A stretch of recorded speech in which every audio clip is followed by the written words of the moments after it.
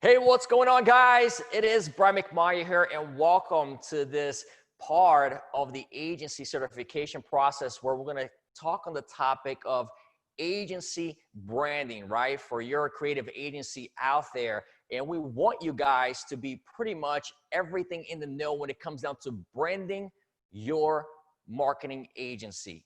Now, I'm here today to give you a personal insight in agency branding, and I want to give you information how to progress and navigate moving forward in the huge online world out there, and also in the physical world. If you, some of you will have a physical store, that eventually it will be a creative agency as well, right?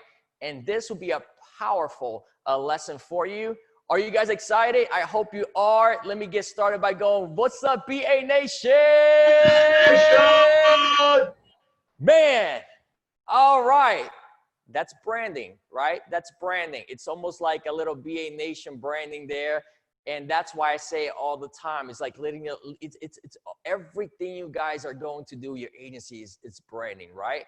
So with that said, you got to keep in mind, right? And this is going to be almost like a coffee shop talk. It's such a personal thing. And that's why I say, everyone grab your coffee or water as if we were talking one-on-one. I really want you to have a personal experience. And that's why I'm going to go super not too fast. I'm not too slow either, but just to kind of talk to you like we're having a one-on-one conversation at a creative agency office, right? In a way. So guys, look, when it comes down to personal branding for a creative agency, clients which, what they're looking for in terms of an agency is, what are they looking for? They want a specialist, right? So each and every one of you guys in here either going to be or already are an agency specialist, okay? An agency specialist is somebody that people pay revenue to, put you in a retainer, and wants you guys to do their creative, wants you guys to do their content work, wants you guys to do their website design, or their overall branding. Remember, you are a specialist, and then you and your team are specialists in bringing results. At the end of the day, if I'm paying you for a service and I'm hiring a creative agency, I'm expecting they are professional, they are specialists in the industry that I want to execute my work on for my business, and they're going to give me results, right? Because it's a lot of money on the line, especially when some of these clients are paying you, 2, 5, 20, 30, to some cases, believe it or not, even 100K a month for some big creative agencies out there. And we're going to touch in a variety of topics for branding for marketing agencies. And it's going to be a great branding experience for you. So everything matters, guys. I want you guys to understand this. Everything matters, from the color palette. And if you guys don't know what color palette is, the color of the branding, the theme, the color palette of your brand, to the tonality of the brand voice, on how you guys bring the message out there to the market from your creative perspective for your agency, the tonality of it, and the agency creatives deliverables that you guys put out there, the graphics, the color palettes with the graphics, and then the tonality on the graphics, the messaging. Is it going to be sarcastic? Is it going to be funny? Is it going to be, really professional corporate? Is it going to be mainstream, like a radio dude? Hey, what's going on? Thank you for tuning in. Like the tonality of your agency, what's it going to be? Right? So these are all things that you really got to put into perspective even before going out and start buying your marketing, right? You got to get with your team in place. And if I was starting an agency, these are the questions that I would have been asking myself and my team. What's going to be, our brand message? What's going to be our color palette? What's going to be our tonality of our agency? And what kind of creatives are we going to put out there and deliverables when I'm going to market to get clients in that are looking for a specialist like my agency and my entire team? What's going to be the whole thing about, right? Your brand, your brand is your promise to the market. I'm going to say this again. Your brand is a promise to the market. What is your agency DNA? We all as human beings have our own unique DNA. And then when it comes down to agency, it's no different. Don't think of it in terms of like a brick and mortar business. Don't think in terms of like an online business. Once you get your agency already out there and you're out there in the market space, you're going to compete with the best of the best of the best. Everyone out there is fighting for attention in the market space. And it's almost like some gentleman one day told me, Brad, what makes one brand stick out better than the other? It's almost like, and he described it in a really funny way. There's so much noise in the market space today that it's almost driving in your car in the middle of a blizzard. And all these snowstorms are coming in. Think of these snowstorms as, you know, different businesses, different creative agencies. Everyone's trying to get the attention from the driver that's on that car. But what makes the driver pay attention to any of these? And he says, Brad, it's that little snowflake that goes through, that hits the windshield and makes a crack. And also, because think about it, if you're driving in the middle of the snow and you hear a crack in the windshield, you got their attention. That right there is what's all about. Disrupting the pattern, getting somebody to, you know, all that noise online, all these creative agencies trying to get attention, trying to get everyone as a customers. What's going to be the thing that your creative agency is going to do to crack that windshield and make them go, wow, you pay attention to that. So that's what we're going to get to in today, right? Your agency DNA is super important, and your brand promising and creating the attention in the market space. Now, what is the long-term, this is super important, what is the long-term reputation you want, and what are you operating as it today? Think about this. What's the reputation that I want as my creative agency to be? Now I already know, like, you know, I'm thinking about what my branding is going to be, my color palette, everything that I'm going to put out there into the market, create an attention and be unique. But what is the reputation? Remember, any mistake that you guys do, and I don't want to put a pressure on anyone in here, but think about it. If you are lucky and good enough, and you got a creative team that's smart enough, and you guys are super intelligent what you do in your market in terms of business, always keep in mind your reputation matters. If you're going to get somebody's money on a retainer, make sure you deliver on the work, because it takes only one, you know, mess up to really, now these days, somebody go online and be like, you know what? That agency did this, that agency did that, and then they go on social media. What you don't want to mess with people online ever, which you shouldn't mess with people anyway, is don't ever mess with anybody's money when it comes down anything related to that. You all know, right? There's a lot of scams out there online. There's a lot of, you know, like misinformation out there online. We want to be the agency that we said, if we're going to get you on a retainer for $2,000 or the $5,000, we're going to make sure no matter what, that client gets exactly the delivers that they wanted, and we're going to get them results, right? That is all in terms of branding. Think about it, because the brand has a promise and a reputation.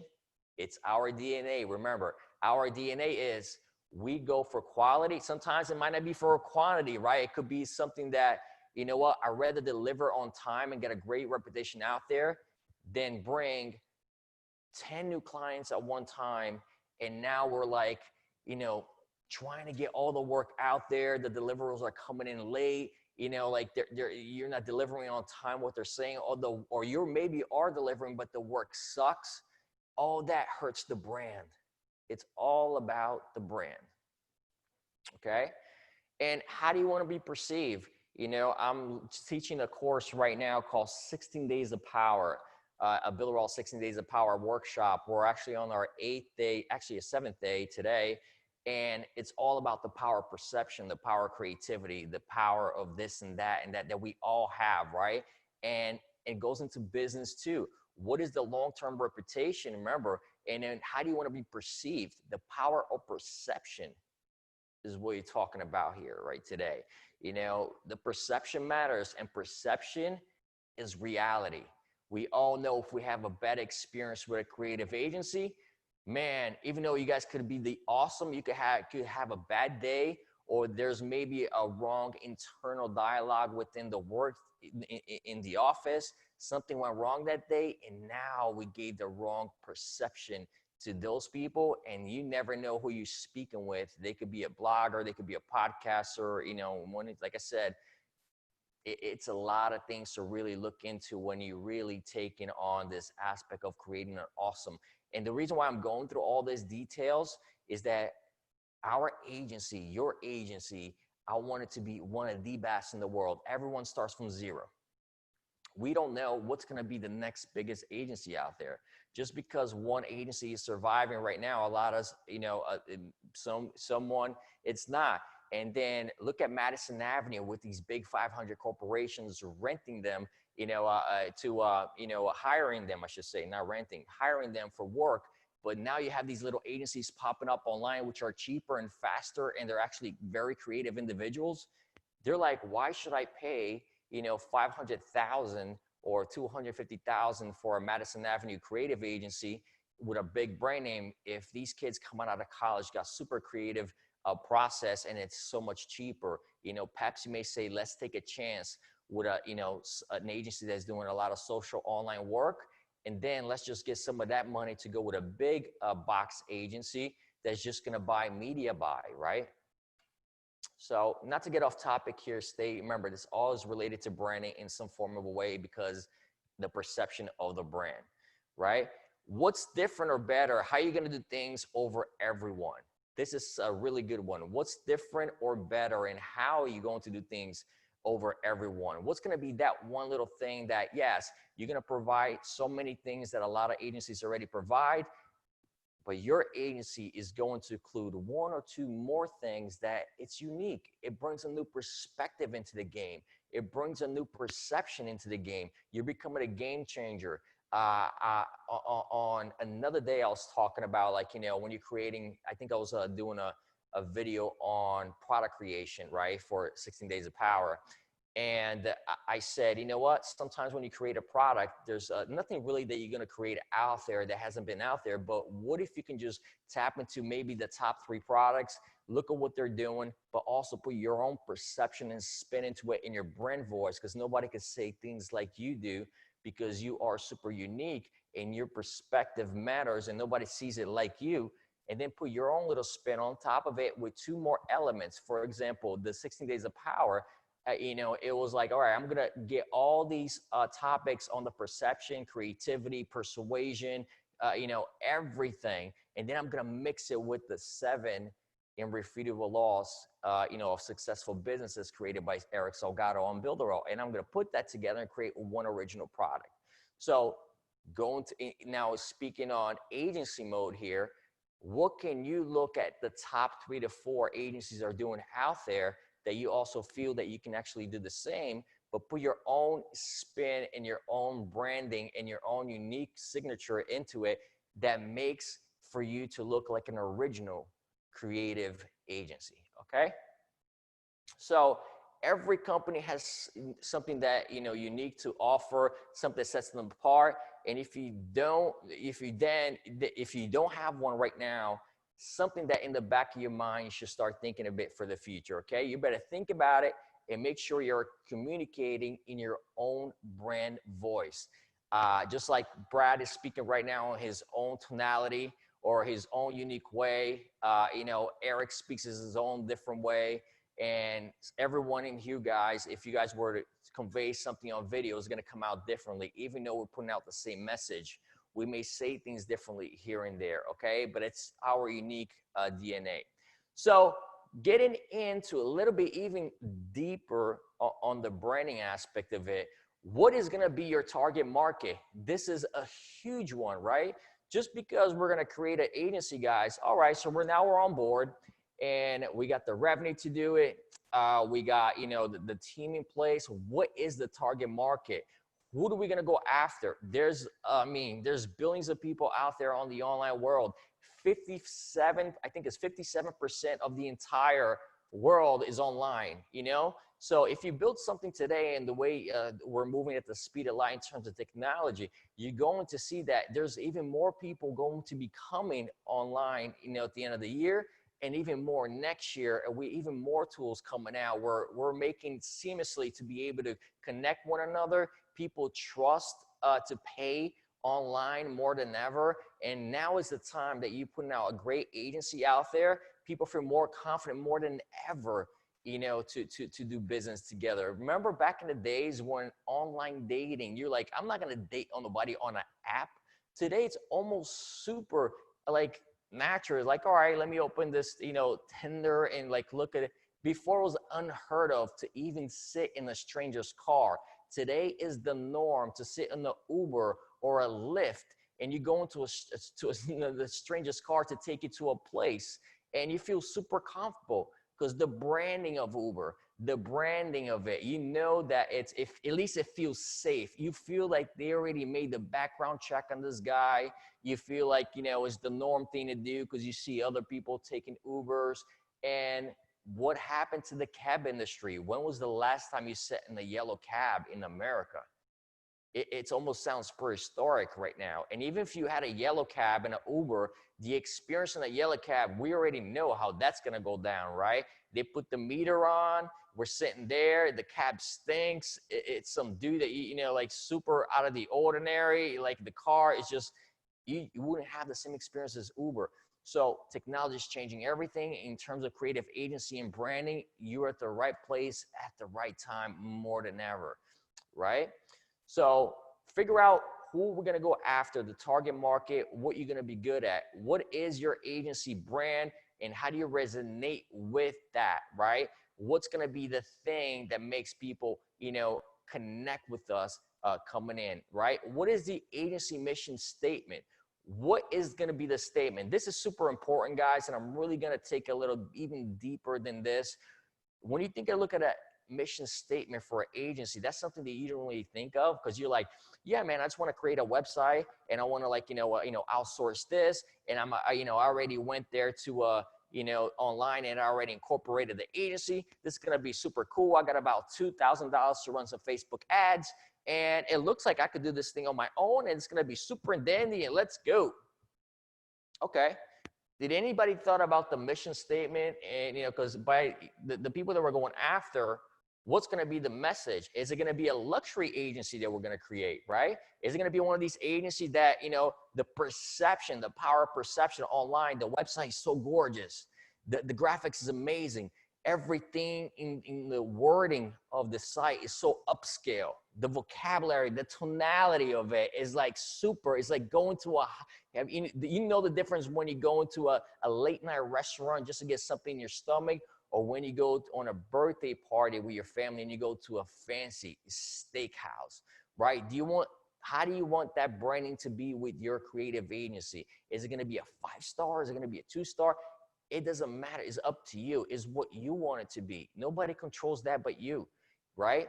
So think about the mission statement. Is it going to be a luxury agency or is it going to be your local neighborhood agency? Both are great and both have a strong, there's strong ethics to it, right? Your local neighborhood agency is great because here's why. Obviously, both of these identities are online. But the neighborhood agency, if you even try to open a little store, you have your little neighborhood friends. The people already know you. People already know you for years. People it's something like they will support you. Just get 1 or 2 clients in your neighborhood local store there, in your neighborhood there, because they're going to be the one that says, what, I already know Brad for years. He's starting this. Most of your friends will come in just to support you, right? But once you know that, they're doing business with you and you deliver what you say you're going to do, they become brand ambassadors. And they're like, all you need is really 2 people in the neighborhood to start getting you referrals. They go to the barber shop, right, to get their hair done. And they'll be like, hey, did you hear about Brad's creative agency? Yeah, it was awesome. Yeah, I know Brad. He'd be coming out here getting his hair done and everything. Like, I didn't know he had an agency. They bring you referrals. You can split some of the profits with them for bringing people in. They're like brand ambassadors, right? Or think about this. The other option is it going to be a low-cost servicey agency when it comes down to our branding for our creative agency here, right? Is it going to be, think about Walmart. Yeah, Walmart is great. They're all over the world. What are they known for? Low prices, right? Maybe you want to just go on the niche of like, okay, we're the Walmart of agency. That means like you don't have to have millions of dollars to work with us. You know, maybe the budget that you want to make for yourself out there is just to say, you know what, if I could be making 10 grand a month for my agency, it's already going to change my life. Maybe some of you guys are going into the agency business because it's a boom right now and it's super popular and you guys are already marketers and it feels right and it's something that you know you can do. But then you got to think about this. You know what? 10 grand is not bad. An extra 10 grand a month, I'm okay with that. You don't have to be the luxury agency, right?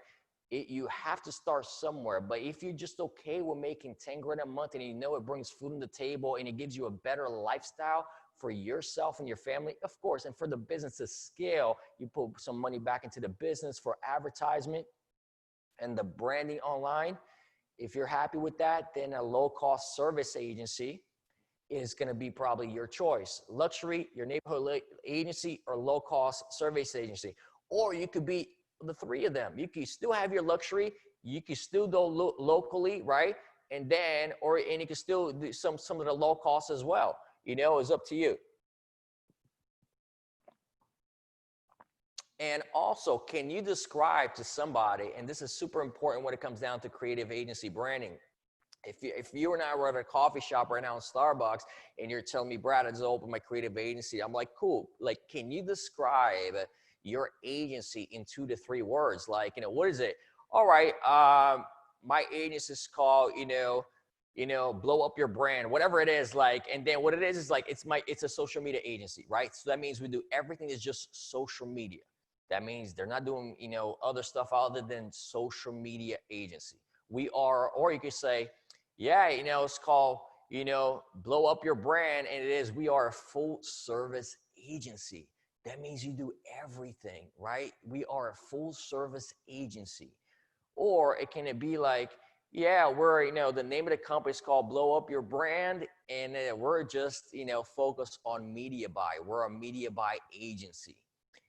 What is that one thing in 2 to 3 words describe your agency? Is it a social media agency, is it a full service agency, or is it a media agency, And how are you positioning that brand is going to relate to what you're going to be. Is it going to be a social media, full service, or is it a media agency? So that in terms everything that we cover so far, how we're going to position the brand into the market, right?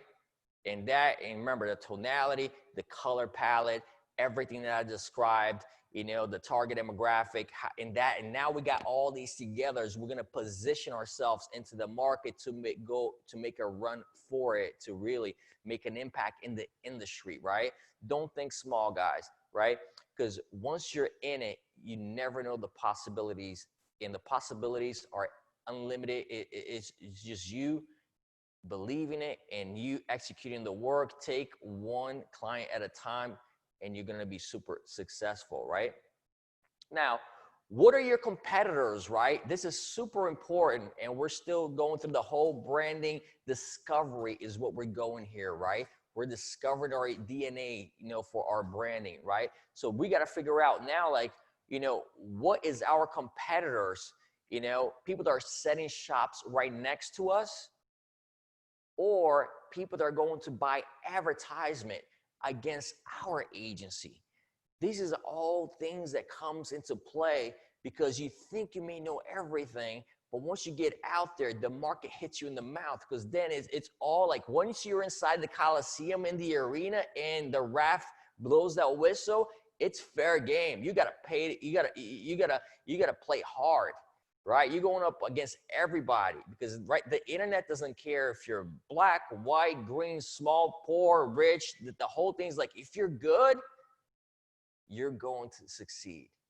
And consistency, right? But remember, all of that, we still got to stay, super grounded with our core value of what our agency is. But I also want to check out what our competitors are doing. So I'm going to go to their website And I'm gonna look, okay, let me look at some of their coloring, the branding, their message, their brand tonality. When I'm looking at their text, what does it say? Do they come across arrogant? Do they come across, super powerful? Do they come across like, okay, we'll just take anybody, just come to us and we'll help you? Or if you like, if you don't have that much money, don't worry, we'll get you going. We are one of those agencies that believe that anybody, should have access to getting their name out there and their work, right?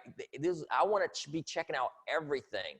I want to check out, like their, some of their Facebook ads, like I want to be checking out some of their media ads, because I already know once I start advertising for my brand, I want to make sure that I don't clash with what they're doing, their core values, their brand tonality, or anything like that, right?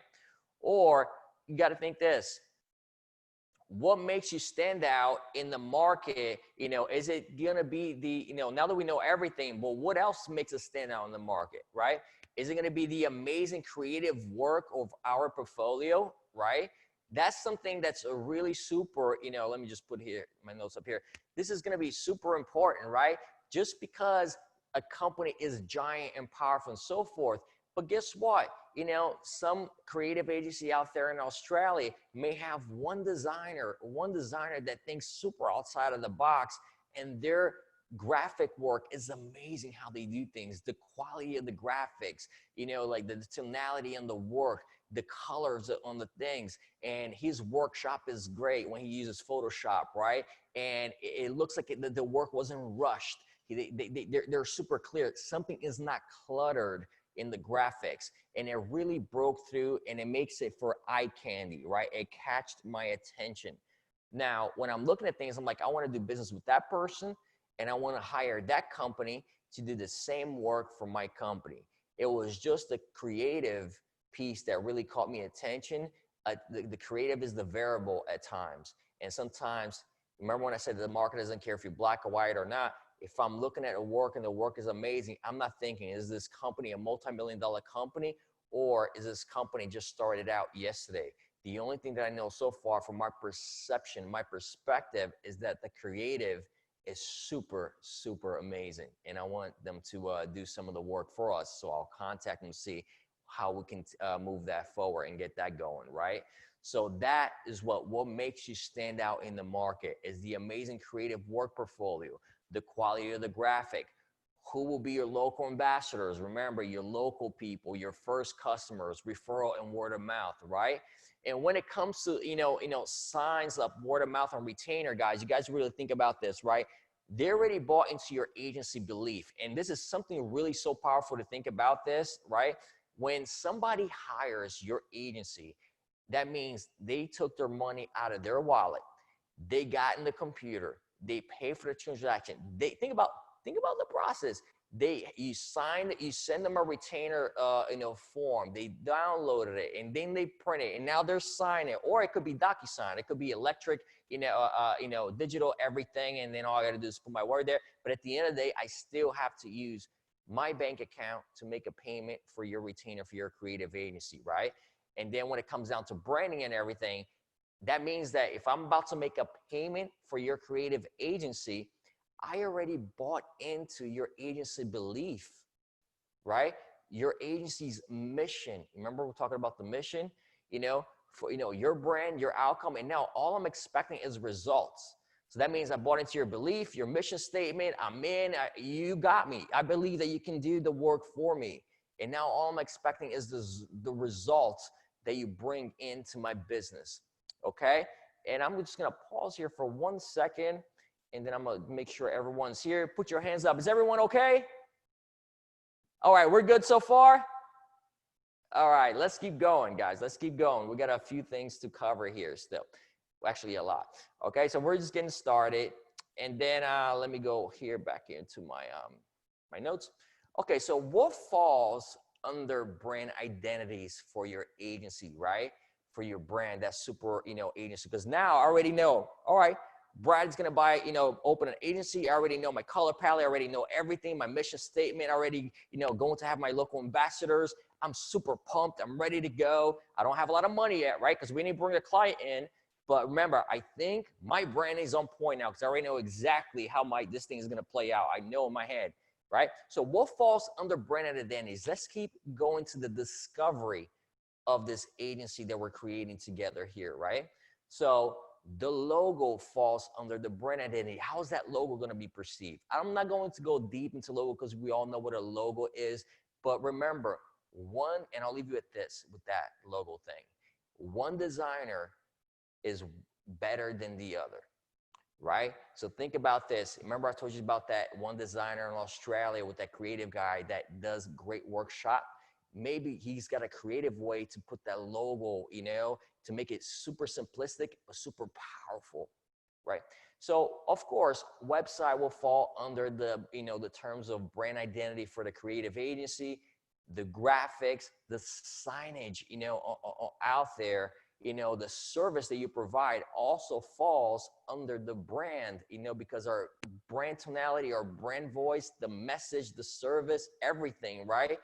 And your team. This is super important, guys. The team that we're going to put around us, whether we are outsourcing the team or we have enough money to just bring maybe 2 to 1 person into your team in the beginning, that needs to be, and I'm going to get into the team branding in just a few minutes, but this is super important, guys, that they really understand and buy into the culture of the brand identity of this creative agency. Because remember, perception is reality, and one person messes up, it's not going to be a good look in terms of how they perceive everything from our creative agency.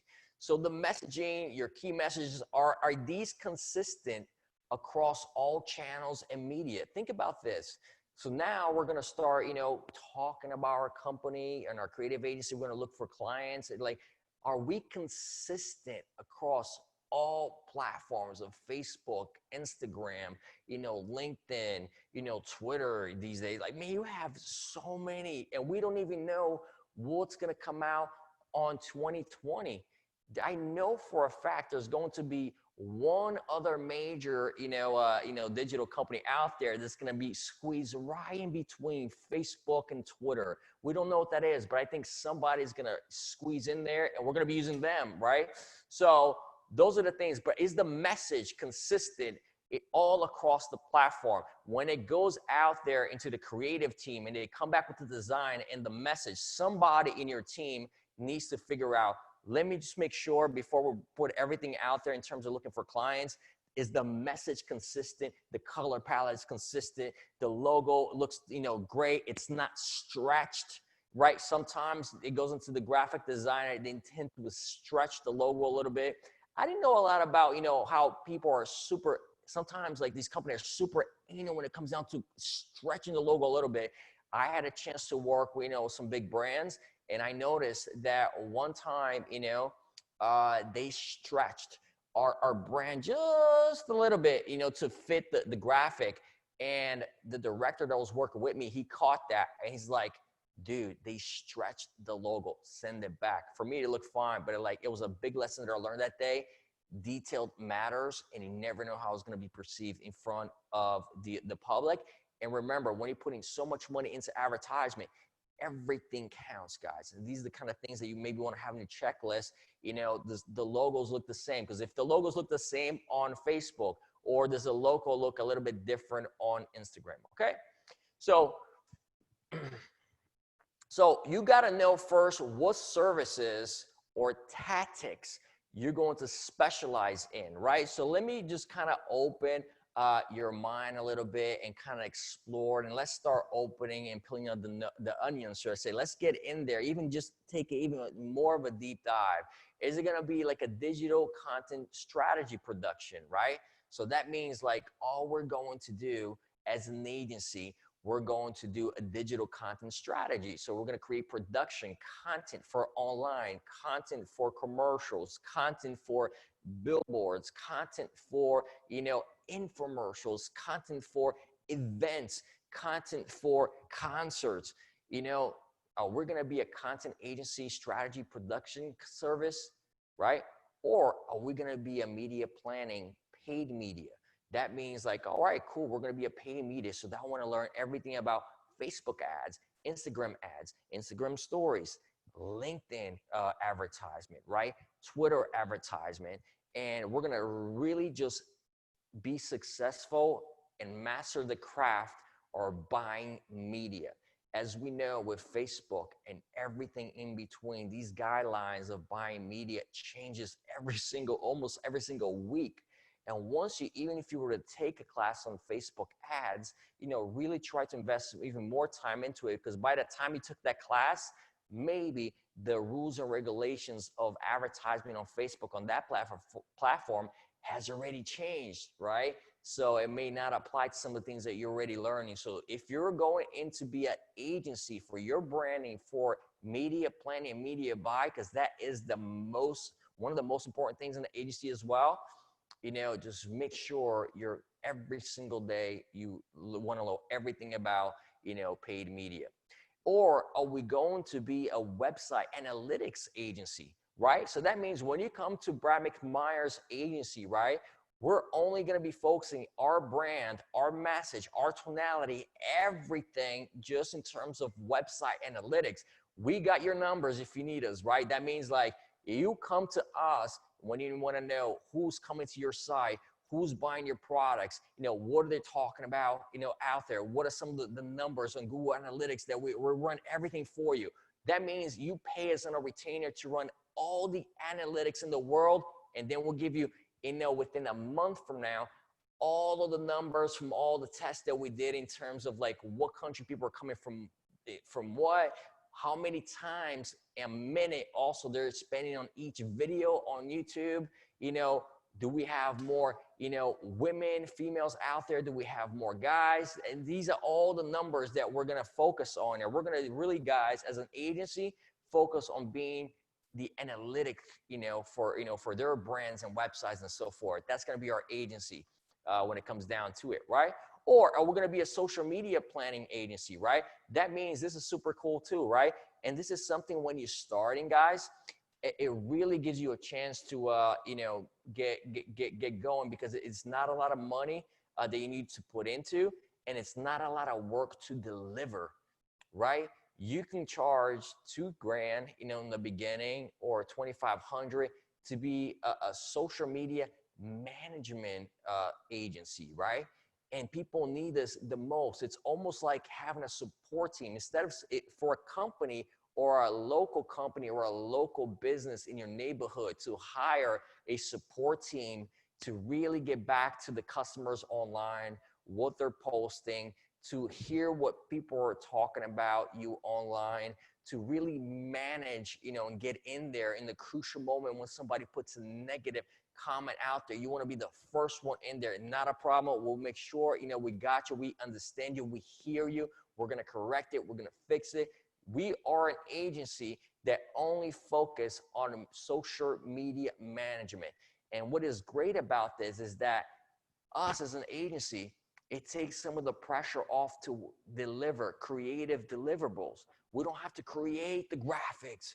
We don't have to create all this. We're just a media social management. We make sure everything is going right, what they're saying about the brand, and we get right into it, and we'll make sure all their customers, it's a customer support for their brand, right? That's a great way if you're going to be a social media planning, right? Or is it going to be campaign development and execution? That means we're just an agency that we focus on campaign development. That means this is super cool, guys. And this is a fun way too, because once you have your creative directors in the team, and then you guys sit down on your war room, right, in the agency, and you get the concept of what your customer wants, and then you guys will go back to the board, and then you guys going to put a creative campaign together to pitch, to the client.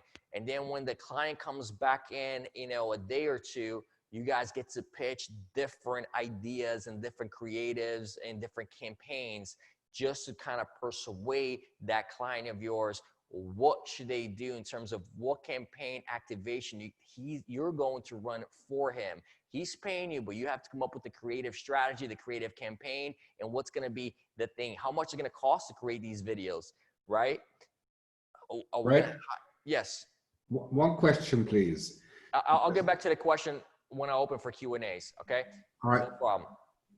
Okay, so what's it going to be, you know, these creative things that are happening, you know, within the creative department of the creative, you know, team. So what are you going to be presenting to them? How do you need to hire actors? Do you need to, you know, put a staff in there, right? So all these things that when it comes down to being a campaign development and execution, you know, creative agency. You know, and then you have a search engine optimization agency, right? That means you only focus on search engine optimization, you know, everything online on Google and everything like that. You already know what that is. So that is an agency that you're only going to focus on that. Or is it going to be just mobile marketing and development? That means like I'm the guy that I'm going to hire an agency just to run my mobile marketing. Okay. Some agencies do a lot of stuff, you know, for, you know, out there, but I want somebody that just focuses exclusively on mobile marketing and mobile advertisement, right? Just because you're, you know, putting out there on Facebook, yes, first Facebook gives you the option, you know, desktop or mobile, you get to choose. But I want a creative agency that's only going to focus on placing media in mobile devices within companies that are only ever that they have great apps in there, right? We open the app store, there's a bunch of apps. Can they connect me with these apps to run my advertisement inside these apps? You're going to be a creative agency that only does mobile marketing. That's going to be your thing. That's going to be our branding for it, right? That's what we're going to be known for, right? Or is it going to be, you know, we're an agency that we only do web and application developments. That means we put our nerd glasses on, you know, we just develop stuff for your brand. You know, we come up with some great ideas to develop it into your website, and then we also run your website. Nothing is short of, you know, creativity when it comes down to what we can deliver for you as a business in terms of website design. We specialize as a creative agency on only website application and development, right? Now, last but not least, what else? We can be, but think about it. Let's think outside the box. Why not just be an agency that focus on email marketing? We're just going to be an agency that focus on email marketing. But let me tell you what, when we do our jobs, we make sure we are one of the best agencies out there that only focus on email marketing. We're going to put the email marketing campaign together. We're going to run the automation, everything. We're going to put it in place so that way when your other agency or you yourself, you're going to run your campaign activations, that means we're ready to go. We're the SWAT team out there that's about to, okay, let us know when you guys going to put that thing out there to the market. We're ready to get these emails out there. We already have, you know, from day 1 all the way to day, you know, 20th on ways to bring them back into the landing page, or bring them back into your business, to get them to keep the conversation going. Because sometimes somebody may or may not buy when they first come, you know, to their, you know, to your client's website page. So somebody's got to be running and keeping that conversation going for get them to come back, you know, on that, right? So it's going to be working. You're going to be working with the retargeting media buy team, because they're going to be running retargeting, you know, into your client's website to bring people that go there and try to keep them, you know, coming back. That's the media buy creative agency. But we're just going to be focusing on the email aspect of it. Okay. So we are an agency that only focuses on email marketing. And the last one could be like, you know what? I got an idea. How about we just become an e-commerce creative agency, right? We're just going to focus on e-commerce. Everyone that wants to have a product online, we're going to be the company that gets them online with no friction, the best, you know, like store that we can provide with the best themes, the best looks, and, you know, a great marketing around e-commerce. That is going to be our agency. That's what we're going to do. We're going to only focus on e-commerce. And remember, or you could be a full service agency where you're like, you know what, we're going to focus on digital content strategy, media planning, website analytics, social media, everything that I just mentioned to you. We're going to be a full-blown agency, okay? So how do you differentiate yourself from the competition will really fall into what, you know, everything that I just mentioned to you and the niche that you go into, right? You really got to figure out what's going to be the brand voice, what's going to be, you know, like, you know, in terms of like, you know, the service we're going to provide, and what are we going to be known for in 3 words? Like, we're the agency for that. Okay. Okay. So Going on, also you got to think, guys, and I'm going to start going into like, your teams here, because you're going to have, a team getting on board. And this is something it's inevitable. Eventually you're going to either work with an outsourced team or an internal team. Either way, you're not going to be doing it by yourself. Even if you have one person, they have to be consistent with your brand, right? And balancing between internal and external branding is what we're going to get into right now. Before I get into this, okay, just in case, everyone okay? Put your hands up. We're good? Everyone's fine? All right. Okay. All right, cool. So let's get into now internal, balancing between internal and external branding. Because if you don't, your customers, your customers could easily, very well tell what's the gap between the brand promise. Remember, we're talking about brand promise, and what is the actual experience that they have. So that means that we're saying that we're going to do something. Here's our message in our brand voice. We're this, but then when they come to you, they have a super different experience from what your brand message is. It collides with everything. You see, the external part of it is that the actual experience, and then the internal is the brand promise that you're promising out there. Even before a customer, comes in, you got to figure it out with your team, everything about these little details. And your team is going to be part of your ambassadors, and also going to be talking about your brand. So they better be consistent and know exactly everything when it comes down to your brand identity and your agency, right? So internal branding done right can impact the financial bottom line of your brand, which is the creative competitiveness advantage and strong brand recognition. Think about this. Everything from a customer experience to how they're perceived, how they're being, handled, are we late in these deliverables? Are we on time? It's all being accounted for, and people, your customers, are keeping score. They may or may not tell you on that first day or that email, but they're thinking, this dude's late. Like, why they're taking so long to send us, the creatives, what's going on with that? So now it starts to interfere with the customer experience. And remember, if you said you had a message in your mission statement that you were the most, reliable, the most people that does the fastest work with quality at the same time, now is, it's having a conflict with the internal experience, right? So the overall brand strategy should include external and internal brand in there, right? And I'm gonna try to open this up for you, this little chart, so you can see, what I'm talking about. And I'm gonna share with you, right here on this thing, and make sure get that. Hold on, go in here. Let me pull this here,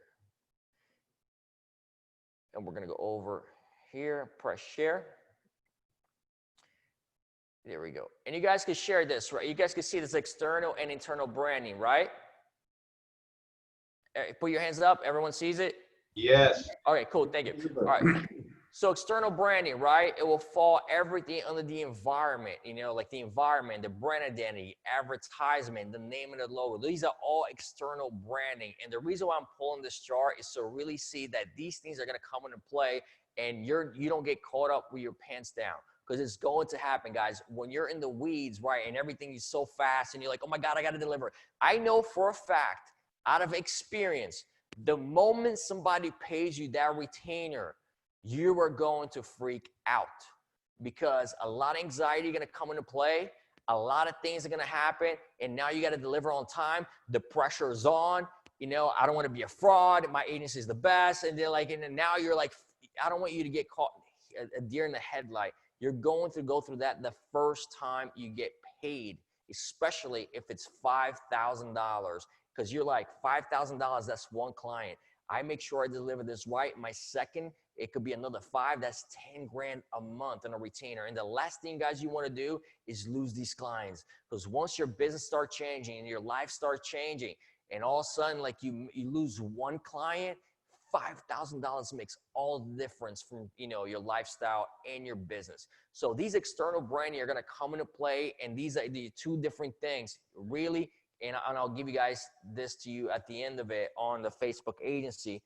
for you guys to have. Just keep it on the wall and always practice external branding, internal branding, external brand. I do that all the time. Like when I'm talking to somebody, is this going to be external or internal, right? So internal branding with your team is the training, the recruitment policy. Let me teach you guys about the brand. Let me teach you what we stand for. Because if they don't understand what the message is, then nothing is going to be consistent and everyone's going to be doing their own thing. There's going to be conflict with the mission statement. It's going to be conflict with the right messaging, right? And especially if you have a creative director putting out graphics out there, you want to make sure the message stays consistent with the brand, you know, tonality and the tone and how you guys are going to do things. So business control and process, that was what you call, like we're running, we want to make sure everything stays consistent and everyone's on the same page in terms of when it comes down to business, the branding, the messaging, and what we do.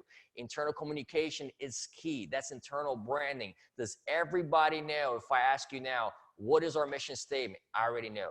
What we do in terms of like when a client comes in and how do we do things, how do we treat them, or how do we, you know, what's one of our core things that we believe in, our beliefs, internal communication. Your employees, your teammates, your directors need to understand that, and your brand values. At the end of the day, you know, every brand has their values. These are all internal branding and then external branding. You would get it. You know, I don't need to go further than this. I just want to show you this because there are such things, especially when you're in marketing and branding, you start learning these things in a deep dive, external and branding. It's all psychology, guys. Marketers, we're actually psychologists without a license. That's what it is. We are getting to somebody's head, especially in the marketplace, because when somebody hires us, we need to make sure they get results, and we need to do everything in terms of creative to make sure that product gets sold. That's what they're paying us for.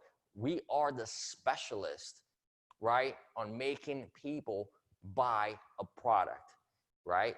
Don't just do it for the fun of it, guys. Fall in love with the process and go deep in your agency, because remember, they're paying you money for you to get results. So let me just take this. All right, how do I get back here?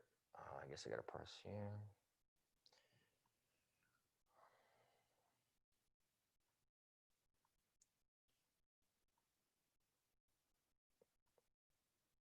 All right, there we go. I'm just opening this up so I can see you guys.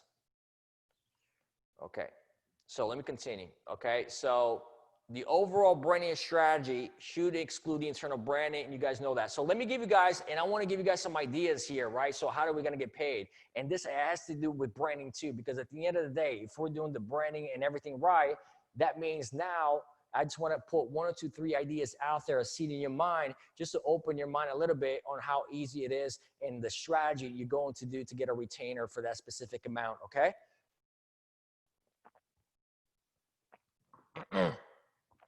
So how do we get to a retainer? Man, I just want to make sure I see you guys' faces. You guys see me, right? Is everyone still, like, you know, be able to see me? Everything is good? We see you and your screen. Oh, there we go. I had to stop sharing. So now we're good. Okay, cool.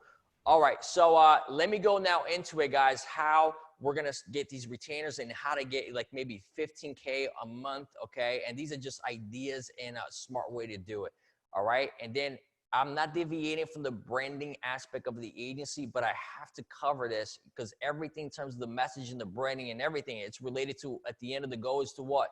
For us to get clients, right? So I want to give you 1 or 2 strategies out there just to open your mind a little bit. So how do we get, you know, a retainer of, you know, 15,000 a month, right? So you can do first things, and here's the 3 services that you can do. You can either do 1 of them and then make 5K, or you can do 3 of these for the same client and still make that revenue, right? Let's say you could be like, you know, you could be just an agency that's going to create a strategy and brand positioning. Remember I told you the branding. You're going to be a strategist and a brand positioning in the market space for that business. That means you're not going to do any creatives. You're not going to be a social media manager. They're hiring us as experts to teach them strategy, marketing tactics for their team on brand positioning in the market space. That means like They already have an internal team, and now we're going to teach them about marketing. And you guys that are marketers out there, this could be super great for you as a service. Remember, I said one of the easiest one is to be a social media manager, because you don't have to deliver a lot in terms of creating work. And then also this could be a great one for you, because you can be a strategist and brand positioning agency that teach new small businesses or new entrepreneurs how to expand their brand in terms of marketing wise, because you guys are marketers. You guys use Builderall, you guys use this.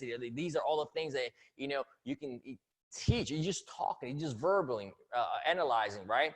So you could charge $5,000 a month easy for a strategy planner and a brand positioning in that market space.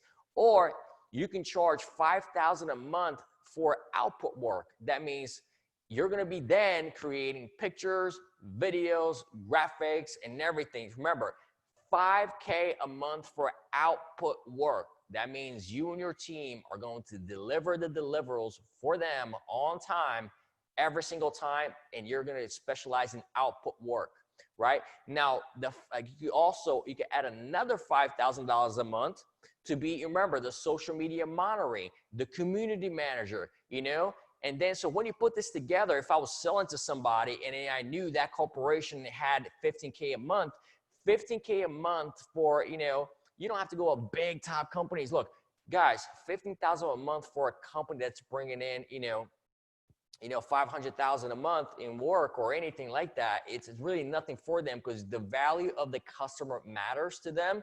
And they know if you're bringing in leads and they're converting, they're going to make money, right? So 15K, you could say, look, I'm gonna put a package bundle together here for you. And what it is gonna be a $5K a month for strategy and brand positioning in the marketplace. That means our agency, we're going to create strategy, the branding, and everything related to it's going out there into the market, and the marketing for your company.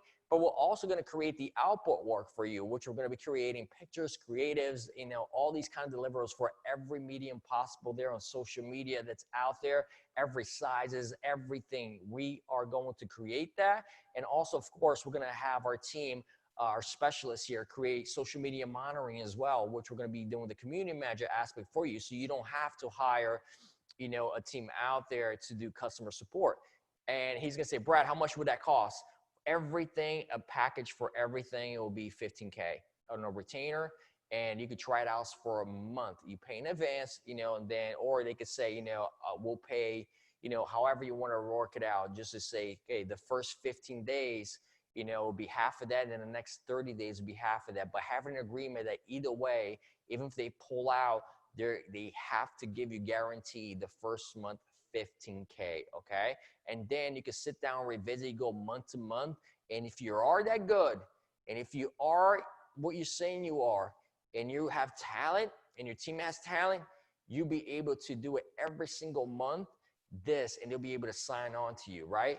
You don't have to give them, say, oh, you're going to sign with our agency. It has to be, a 5-month agreement. A lot of people are like, I don't want to be tied to a contract for 5 months. I don't even know if you guys are going to deliver or not. I want to see the experience that I have with your brand. You said that, in your brand mission statement that you guys are fast, quality, and how you treat, our customers, and that you answer your phone at any time to certain people. Customer service is amazing. That's brand identity. But then if you don't deliver on that internally, remember, it's going to mess everything up. Right? So don't make the common mistakes, of focusing on the external brand and not involving your agency team members when it comes down, to everything. Your team members have to know exactly what to execute on, what your brand stands for, and especially when you're presenting such big deals as this, as a $15K a month retainer, then you're gonna need to know everything, especially when now you're gonna have to deliver the work. And remember, you don't have to do all three. If you want to start, then just focus on the $5K a month. Focus on being, a strategist or an output the work, like some of you guys are already doing now, just creating the work for whether it's creating a website and so forth, or just be a social media monitor person, charging $5K, okay? Employees are the most important touch point to deliver the brand to your audience, right?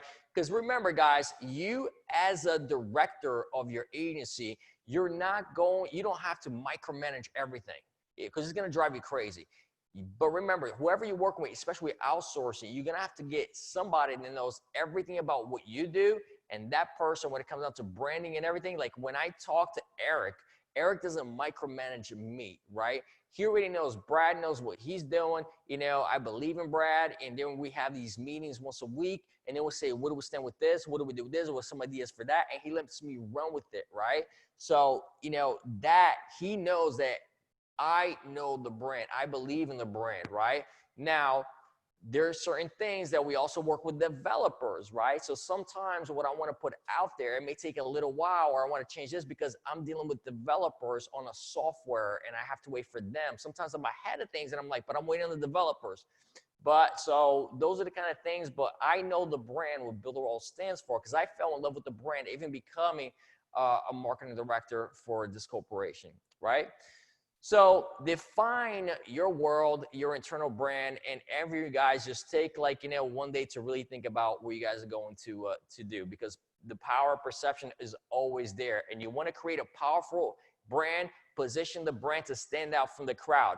So what we're going to get into now, guys, is another part of the thing. Remember, you did the brand research, the strategic blueprint. You have your motivation now going. The internal training already started with you and your team members in terms of what your brand voice is, and everybody is in there. So I need you to do at this moment in time a brand audit, right? So the only thing that we got to do now before we proceed is for the brand of this agency is a brand audit. Just like you audit something, you know, a tax audit or this, like really start thinking the brand identity, the brand voice, the tonality, voice and tone guidelines, right? For your employees to know, and you and your, or if you're especially hiring people out there, what are the guidelines? You need to put in the PDF, your tone, your brand guidelines. So when you work with somebody that's in the Philippines or here, or one of these, you know, people coming out of college, they're going to do the work for you.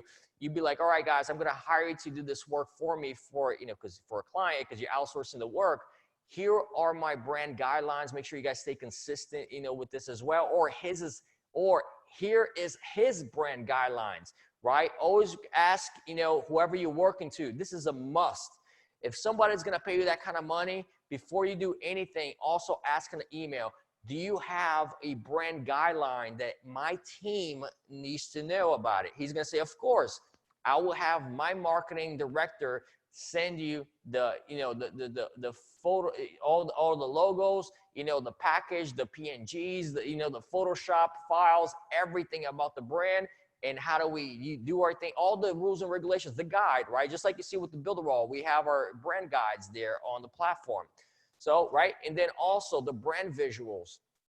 And then on brand messaging, you already know what your client wants, and you're going to pass on to outsource the work.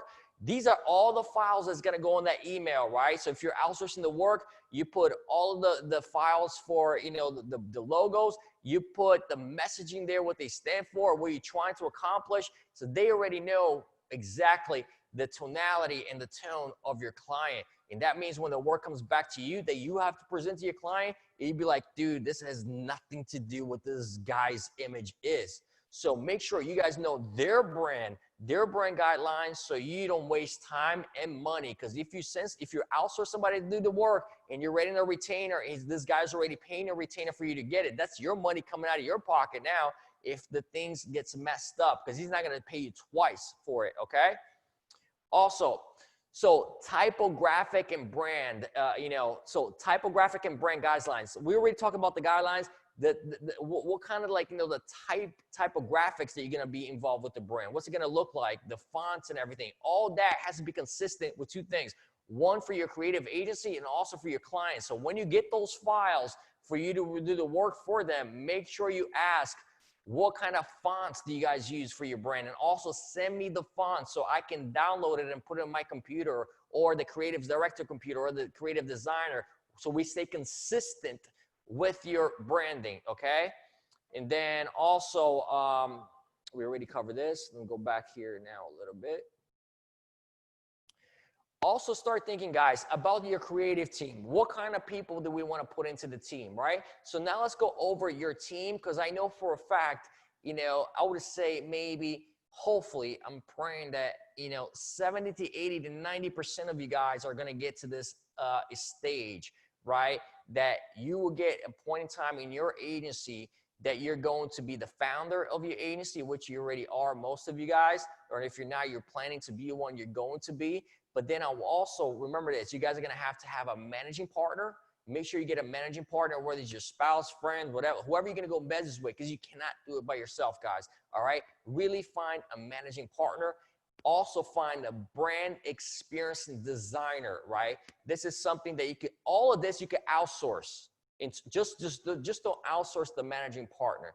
But everything else that I'm gonna go forward here, you can outsource online, or you can find somebody from a college. These kids are coming out of college, and really when you're starting from the beginning, and I know most of you guys don't have a lot of revenue to start, you know, a big company like that, but these are something that you can do is super small.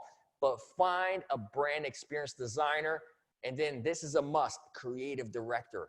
A creative director, whether you play the hats of a creative director in the beginning yourself, but sooner or later try to step away from being the creative director, especially if you're own the creative agency, because at the end of the day, you got to go back a little bit and you got to look at everything that's going on. You know, you're running the business aspect of it. You're not the creative director. You can be the creative director now, you know, because you got 1 or 2 clients. But when you start gathering 5, 6 clients, and now you got to start back looking, you really analyze the company, because you're dealing with payroll, you're dealing with retainers, you're dealing with lawyers, right? Because you have to look at the fine print of certain, you know, details here and there, right? Or sometimes a client pays to pay you. So then you got to like, all right, how are we going to recoup the money? You know, so we have to get, you know, sometimes a legal team involved, right?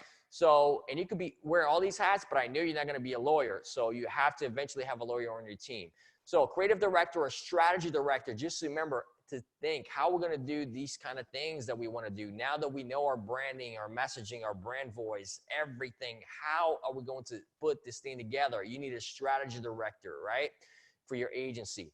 Also a business director. This is the guy that deals with bringing also new business into place, because sometimes you don't want to rely on just, you know, or you buying ads and then these clients are coming in, but you need to have some boots on the ground, especially in the local market, for person that are taking their time to bring new business, new blood into your creative agency, right? So that is a business director. And also this business director could also sit down with your, you know, strategy director and the creative director and figure out a way to also bring more clients into the company, or also bring more business together. It'll be like you know, all hands on deck with the creative director, the strategy director, and the business director. Now, who's going to be the senior designer, right? Who oversees the entire thing before it goes out, you know, into the client? Because somebody has to be, okay, they got a sheet, they're looking at the computer, they already know we got to deliver on, and now these works from the graphic designers are coming in. Somebody needs to make sure and double check that the fonts are in place in terms of the branding of your client. You know, the color palette is the same, you know, coding, right? That it's the color palette of his brand. He said it needed to be this color palette. Is it really that color? If the red is a little bit, you know, darker than what it looks like on his site, we're going to have a problem. And that's going to reflect on our customer experience, right? So this senior designer is the guy that really leads the creative thing along with the creative, you know, director and so forth. But this senior designer is super important at green lighting everything. Okay, this is ready to go for that client that, you know, for our first client, and he's going to send it off everything to them, and they're going to be super happy because you did an amazing work, right? The operations manager, remember, you're the owner of the creative agencies. Do you want to be the operations manager? Okay, you could, but then, you know, as you scale and you scale and you scale and you start bringing in more clients, remember, as you're bringing in more clients, that means you're going to be able to afford a managing partner, a brand experience designer, a graphic director, a strategy director, a business director, and now, you know, on to the, you know, associate copywriter. Who's going to be the guy that writes the copy for our creative team? You know, I'm not a copywriter, so who's going to be the copywriter guy that only focus on copy, especially when we're buying advertisement for these businesses? They're paying us top dollars for it. That means when somebody out there buy, you know, Facebook ads, we already know. And for those that buy Facebook ads, you already know that first ad may not work out. So we're going to have at least 4 different 5 creative roles with different copies, you know, and different messaging for our client to make sure that, you know, everything, to figure out, you know, what is converting and what's not, what leads are coming in and what's not. And our an analytics team will take care of all that in terms of the numbers. But the copywriter, it falls in the copywriter's hands what's going to be, you know, going in the creative for our client, right? So executive assistant, guys, this is something that's super easy. You get somebody out of college, you know, and this all has to do with branding, guys, because remember, this is the team that has to know everything about, you know, that's going on in terms of the brand messaging, the brand voice, these guys got to know everything, because these are going to be your ambassadors. All these people have lives. All these people have friends. All these people has network. And let me tell you this, if these guys are on your team, you don't think they're going to be out there bringing in business for you guys? Of course they are. They're bringing in, you know, referrals. They're bringing in leads. If I'm a senior designer for your agency, I'm here at Starbucks having some coffee. I'm like, yeah, man, I work at the agency down the street, man. We do everything. We do this, we do that. Yeah, let me give you my card. They're out there. There are human billboards for you, and they're bringing in, you know, thing. But as more money comes into the agency, hire these people, because they're a walking billboard for you, and they're ambassadors as well. So that's why if they know everything about the branding and somebody asks, you know, what do you guys do? But what exactly, you know, what does this mean? They already know, man, top of their hands. Yeah, we do this, man. We do that. There we go. Boom. There we go. Here's my car. Come see us tomorrow. Done. Right? So stop here for right here. Go down a little bit. So a strong brand positioning lets you clearly and confidently state what you do, how you do it differently, and what it means for clients, right? It also distinguishes you from the competition. Remember I said, you know, we want to be totally different from what the competition is doing in their branding, right? And it forces you to find your niche, which we already covered it, right? The niche, what we're going to get into. I went one by one how to find a niche in terms of like what this brand company, this creative agency, what are we going to represent? What's going to be our service, right? I'm not talking about the niche for what are we going to get as clients. I'll cover that, you know, a little bit, right? So, and then all these things, you know, come into play, the discovery of the brand. So let me give you guys a few examples in terms of clients, right? I really want to know what kind of clients you should go for. It's almost like we're stepping a little bit outside of the branding aspect, but I still want to give you this information, right?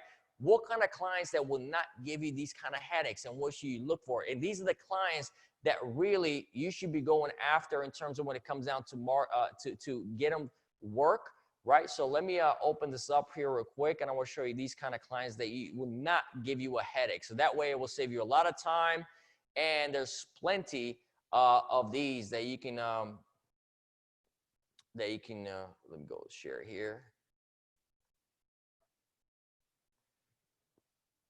And you guys can see this, right? Yes. Yes, sir. These are the kind of clients that will not make your life hell. You guys see this, right? We do indeed, Brad. We see it. All right, great. All right, good. All right, so these are the kind of clients that will not make your life hell. And these are worth the clients that you remember after you did all this time with the marketing and branding, guys. These are the people that we're going to go after, right? You know, for our service. And all of these all of these industries, really, remember, if we're just focusing on one or two things, even if we're just going to be known for social media management, let's use that example. We can be social media management and, you know, for real estate agents, for their firms, right? CrossFit, gyms are amazing. Martial arts schools, like schools, personal trainers, cleaning businesses, car dealerships, right? Because these are everything that I'm mentioning right now, they have plenty of money, guys. There's plenty of money coming in every single day. These are stuff that people do on a daily basis. If you're going to open a creative agency, these are the clients that we're going to go after, nothing else, because this is where the money is, right? Car dealerships, skin clinics, like dentists, restaurants, bars, insurance agency, insurance companies. Insurance have a lot of money, right? Chiropractors, escape rooms. I mean, like when you go get massages here and there, like these are all things that people do on a daily basis. And there's always people coming in and out, in and out. And that means we're going to have what? Our retainer is always going to be intact. So if we deliver on the work and we stay consistent with our brand core values of our company, we're always going to be on time and we're going to do the best that we can. And then with a lot of experience and expertise, we're going to bring these guys results. And then what else we have? Childcare. Remember, a lot of mothers take people, you know, their kids to childcare, med spas, carpet cleaners, right? People ask for carpet cleaners every single day throughout the world. They need, man, we spill all this stuff on the carpet, or is something for offices, people that go out there and clean offices, you know, carpets every day. So we want to be the agency for carpet cleaners for schools, right? We want to be promoting their schools for people to sign up for their online courses, you know? So we want to be presenting this school, because if we do good for, you know, this school, that means we're going to get another school. Look what we're doing for this school. Do your school want to do it? Yeah. So now, wow, now we get, you know, $2,000 coming from this school, $2,000 coming from this school, another $2,000, and then they start working with each other. Next thing you know, man, we could be banking 20K on retainers, you know, just out of maybe 4 schools, you know? And then yoga classes, yoga, you know, weddings, you know, photographers, video productions, you know, t-shirt printers, ice cream parlors, you know, accountants, tax, you know, tax people that, you know, tax seasons come around already around the corner, you know, and then look, you know, they're going to need marketing. Why not? If you're an accountant, we're the agency for accountants. We make sure that when it comes tax season, we are the agency that you guys go for, and we're going to make sure we get people coming into your office to get their taxes done, right? We're going to be doing a lot of media buy for these taxes, offices. Beauty salons, man, there's so many women out there in the world, they're getting their hair done every Friday. Why not? There's somebody coming into the seat and there's somebody leaving. Somebody's moving out of town, somebody's moving into town. We want to be the agency that makes sure every beauty salon is taken care of, or one specific big salon that only works. We work for their creativity in terms of deliverables. We do outwork for them. That means the creative. You know, we do social media monitoring as well. We could do everything to make sure there's always clients going into the beauty salons. Okay, so 1 second.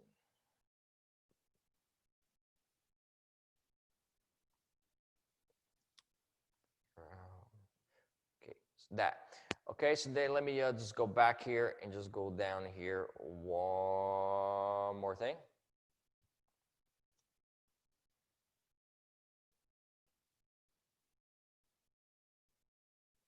Okay, let me just open for questions right now before I get into the other aspect of it. And then I don't want nobody to be, you know, I asked you guys to bring all your questions, right? And there's so more to go over it, but I want to make sure people are not falling asleep on me. I know it's a long one, but it's super worth this class, and it's something that you can always go back into it.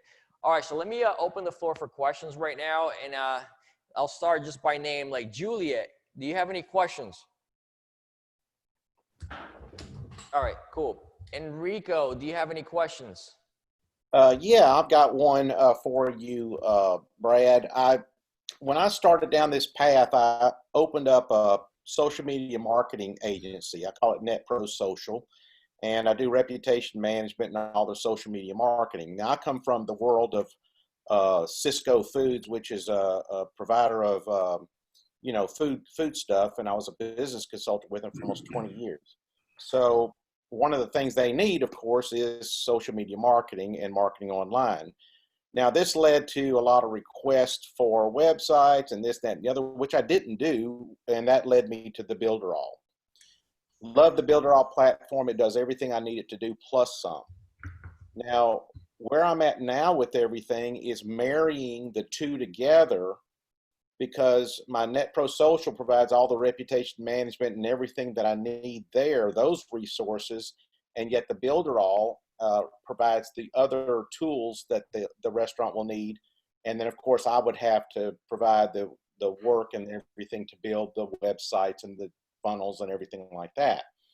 So the question becomes, how do I marry those two together and make it more seamless so I don't have them enrolling for $3.99 a month on my NetPro Social to manage their social media, and then I've got to build their website, so they got to get the $69 thing, and then I have to upcharge them for the building of the site.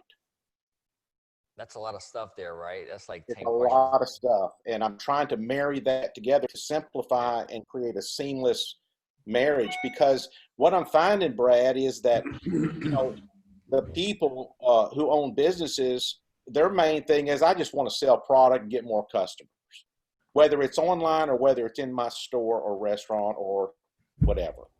And so they don't mind paying a monthly fee, so that gets them in the door. But then I've got to create the next level of Now, when you revenue. say they don't mind paying the monthly fee, are you talking about paying your retainer to deliver them the work, or are you talking about paying a monthly fee for Builderall? I'm talking about paying the fee just to do their social media marketing. Okay, a So retainer. they So might there, pay me. let's go from there. That way we totally, all of us understand, and we all try to get an answer for you. It So, opens the door, Brad. It opens the door for all the other things we can provide. right, so they got you on a monthly retainer, and then you're using Builderall to create the work for them in terms of creating content, like, either building a website for them or running their marketing. You're using Builderall for that, or are you still also trying to get Builderall in terms of an affiliate aspect of it, where like, okay, I still want to bring people in as an affiliate, so I'm kind of like balancing the affiliate aspect with my agency. I'm trying to marry the two. What is it? Okay, I'm opening the door with my social media marketing. So I go to a restaurant and I say, okay, great, I could do your social media marketing for $2.99 a month, $3.99 a month, or whatever, depending on how much they want done. Then it takes me to the next part of that conversation with is, well, your website is kind of shabby. Why don't we get that redone? So then they have to. And is that when Builderall comes in? That is where Builderall comes in. So then they have to enroll in the Builderall platform, because I only get 15 websites. So Why do they have to wait, hold on. Why do they have to enroll themselves? You can't actually run a website for them where you actually charge them a fee to be a manager, meaning like a manager of their site. You create everything on Builderall, right? So for example, if I have an account with Builderall and I have you as my client, that means like I'll run the entire management thing for you, as long as for the life cycle of our agreement, I'll run everything within the creative agency. Everything is internal. We create everything. All you got to do is pay for the GoDaddy URL and then transfer into the Builderall system. And then, but I'll take care of everything related. The website stays here with us into the remainder of the agreement. And then once you leave, if we did go apart from our ways, we can say then, okay, they either would transfer the entire thing, to another place, or we make sure that we work with your designer from a different perspective, to kind of transfer the website. But I will keep everything internally. They don't have to sign up to Builderall unless they're going to be an affiliate. Now, if they're going to be an affiliate and then sell Builderall, that's different. But in order for us to just for you to create a website for them, I'll keep everything in house, charge them a fee to manage the site. So you're going to ask them for the retainer for the for your service, but you're also going to have a fee for managing the website for them. And the only thing they're going to pay for too out of that is the domain that you actually going to have all access to. All your team will have access to, but keep everything in house. You don't have to ask them to sign up for Builderall unless they're going to be an affiliate. I don't see any sense in that, because then if they have access to create their own website and so forth, what are you going to do? You're going to like create all the website and be like, okay, not a problem. I'm going to transfer this website to your account. So that means that they'll be able to, to go in there, and now it's in their dashboard. Oh, there you go. That's the website that we created for you. It takes all of the magic of the creativity and in terms of like the management of an agency. Because now you said, I created you a website, I'm going to transfer to your account on Builderall. And now there it goes on your dashboard. So that means they don't need you anymore. Now, right. I'm just going to say, I'm going to do it on my own. I'm going to get my son to help me out with this Builderall thing. I'm going to get my team. And all of a sudden, why should I pay Erico a monthly fee if I can have my son figure out this this Builderall thing? I'll check out all the tutorials inside the Builderall dashboard. I'll check out Builderall Live. I'll start doing it. And now I know Builderall. I don't need Erico anymore. And that's going to cut you off, dude. I'll say just leave everything within the agency as much as possible. And do not give the website for them to create a Builderall account unless you're going to say, I actually, Builderall is a great affiliate partner, blah, blah, blah, blah, and then get them as an affiliate and get them under you, and they go into they sell Builderall for themselves. That's different. But then at least if you know that they already signed up under you and they leave, at least you're going to have the residuals coming in from their payment every month to you as well. It may and then you got to say, they're going to be good affiliates. They're going to expand. If they expand widely, it's going to be amazing. But if they don't, the money is not going to be what you're going to be making as a retainer from them, which we're hoping at this point in time we want to get to is $5K for everyone in here. Okay, so in that regard, then we get up to 15 domain names, so that would be 15 clients. Anything above that, it would be I think it's a $9 upcharge or something per website.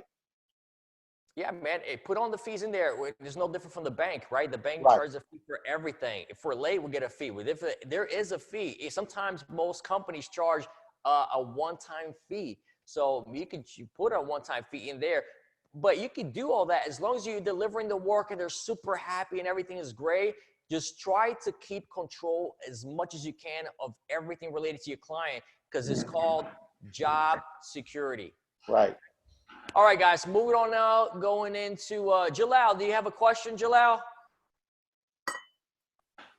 Yes, okay. Not a question, actually, kind of a suggestion. I personally spent also most of my life working as a creative director in multinational agency.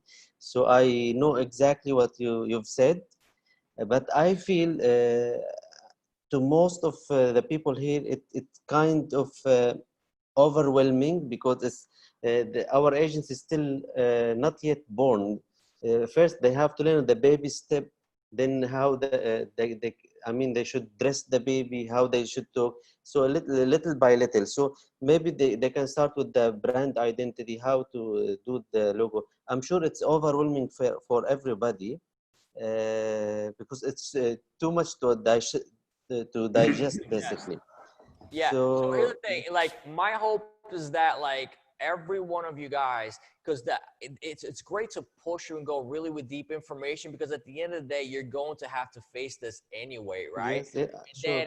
And I want everyone in here to have, $5,000 clients, no less than that. And I guess maybe it's my mentality. And when I used to run agencies, that's why I used to think like either 5K, that's the lowest we go. And I know if you get 2 clients for 5K, that's 10 grand. That's going to change your life. I know for a fact, because most of you guys, like, especially working from home and everything like that, you're just going to change your lifestyle. And then there's not a lot of, since you don't have a physical agency yet, there's not a lot of, overhead. So 2 clients is going to change your life. And if I can help you guys do that, that's where we're headed. But then at the same time, I didn't want to come here and say, sugarcoat it, make it so vanilla, which is like, man, then I'll be like, these guys paid $1,000 for this course. I'm like, Brad, you go in there and you just put everything on the line, right? And then hopefully they can rewind this tape maybe, a few months from now when they're ready to do their branding. And then they can say, okay, let's just follow everything he said. He said this about color palettes. Is our color palettes in check? All right, colors in check. He said this about brand messaging. How are we going to do our brand messaging? All right, check. Go and pause and start writing down a list. And then go from there. And you could always press rewind, however you guys want to do it. But I know for a fact, and especially when we start doing this Build a Raw agency stuff, and I'm going to be working with you guys. Think about this. When we start going to Build a Raw agency, for example, look at Omar there with his Build a Raw logo, his agency out there, right? I'm going to be able to fly in there to his agency or his office. And then I'm like, okay, how are we going to work to build a raw agency in this, in this region? And these are some of the things that we're going to talk about. What's going to be this? What's going to be that? And I need to get his opinion too, because he's in that local region. So it's exclusively important for me with representing Build a Raw that if his person, Elmar, is going to be the guy in that city with the Build a Raw agency, it's super important that I listen to him because he knows that market more than me. So I need then to figure out how we're going to position this thing. What's going to be the brand voice? Because what I say in Denmark is not going to be the same thing that we say in Japan because totally different market, totally different culture. And these are the kind of things that everything has to come into consideration when it comes down to brand, identity even for Build a Raw in each market. The message will be consistent in terms of like, the corporate headquarters and the creatives that we put out to everybody. It's kind of like McDonald's, right? They have that same thing going to all of their franchisees, but each market we will operate differently. And we do have to work with each and every one of you and really listen and because every market is different. Okay, Jalal, did I answer your question, or do you have another one? Yeah, it was just like a suggestion actually, because see, even though I was heading a creative team, even I was part of brand building for really big brands like multinational brands. Then I left the agency life and started my own. Even with all this experience, like 15 plus years of experience, running my own, it was really like a new learning for me, because I came with the mentality of like big agency, but then I faced lots of problems. Then I realized this a tip I want to give to everyone, like to fix on not only a niche, a sub niche. This is a key to success actually. And you have to learn to say no to so many things. Don't run after money just to get clients. If you focus on what you are really good at, this is how you Yeah, can build because a it hurts reputation. your brand. It hurts your brand. The moment you Absolutely start getting greedy and you're like, you know what, well, let's just get as much clients as we can. And it's the work true. may affect if you don't have the manpower and if you don't have the creative team involved and you're not delivering at the same time. Because most of these creative, deliverables that you send out, there's going to be some of them, actually most of them, they'll either come back one time, oh, I know, change this, put that, change this, and that go back and forth for maybe 5 times before they say, we love it, let's go, right? That means already that's a whole day's work. Just you going back and forth, Juliet, do you like it? Juliet like, I like this, but can you move it to the right? And that whole thing takes a whole day, and that's just one client. And if you have 14 other clients already in there and you don't have the manpower and you do it on your own, you're going to drive yourself crazy. And what's going to happen is you're going to go under, and then the process of the branding reputation is going to be messed up online because people are going to start complaining. They're going to want refunds. And then you say, well, I don't want to give you a refund because of this. And the next thing you know, man, it's just everything sucks. And that's why I say take 1 or 2, really start bringing people in to part of your team, outsource the work, make sure that people are legit, because you're only going to get one shot at this, guys, and it's super, super important. Elmar, what's going on, man? You got a question? I have to unmute first. So I got 3 points here. First, you gave us fantastic ideas when you have been talking about creative campaigns, right? Creative what? Campaigns. Got it. Yes. Yes, that is great. And I will come back to that right now. Second point is 15K, 5K per client. And the third point is the clients you showed at the very end, which are good clients, which will not make our life hell, right? I totally agree with that. I'm actually living in the Canary Islands, which are small islands in the South Spain. But my real home is Berlin, Germany, the capital of Berlin, all right? And I have there something like 500 or 600 business people as clients, small business people. And I can tell you that probably maybe 0.5% of them would pay 5K a month to you, right? They wouldn't ever do that. Now, that doesn't mean, the point is that I think that probably only 5 or 10% of those people who are actually here starting the agency business, right?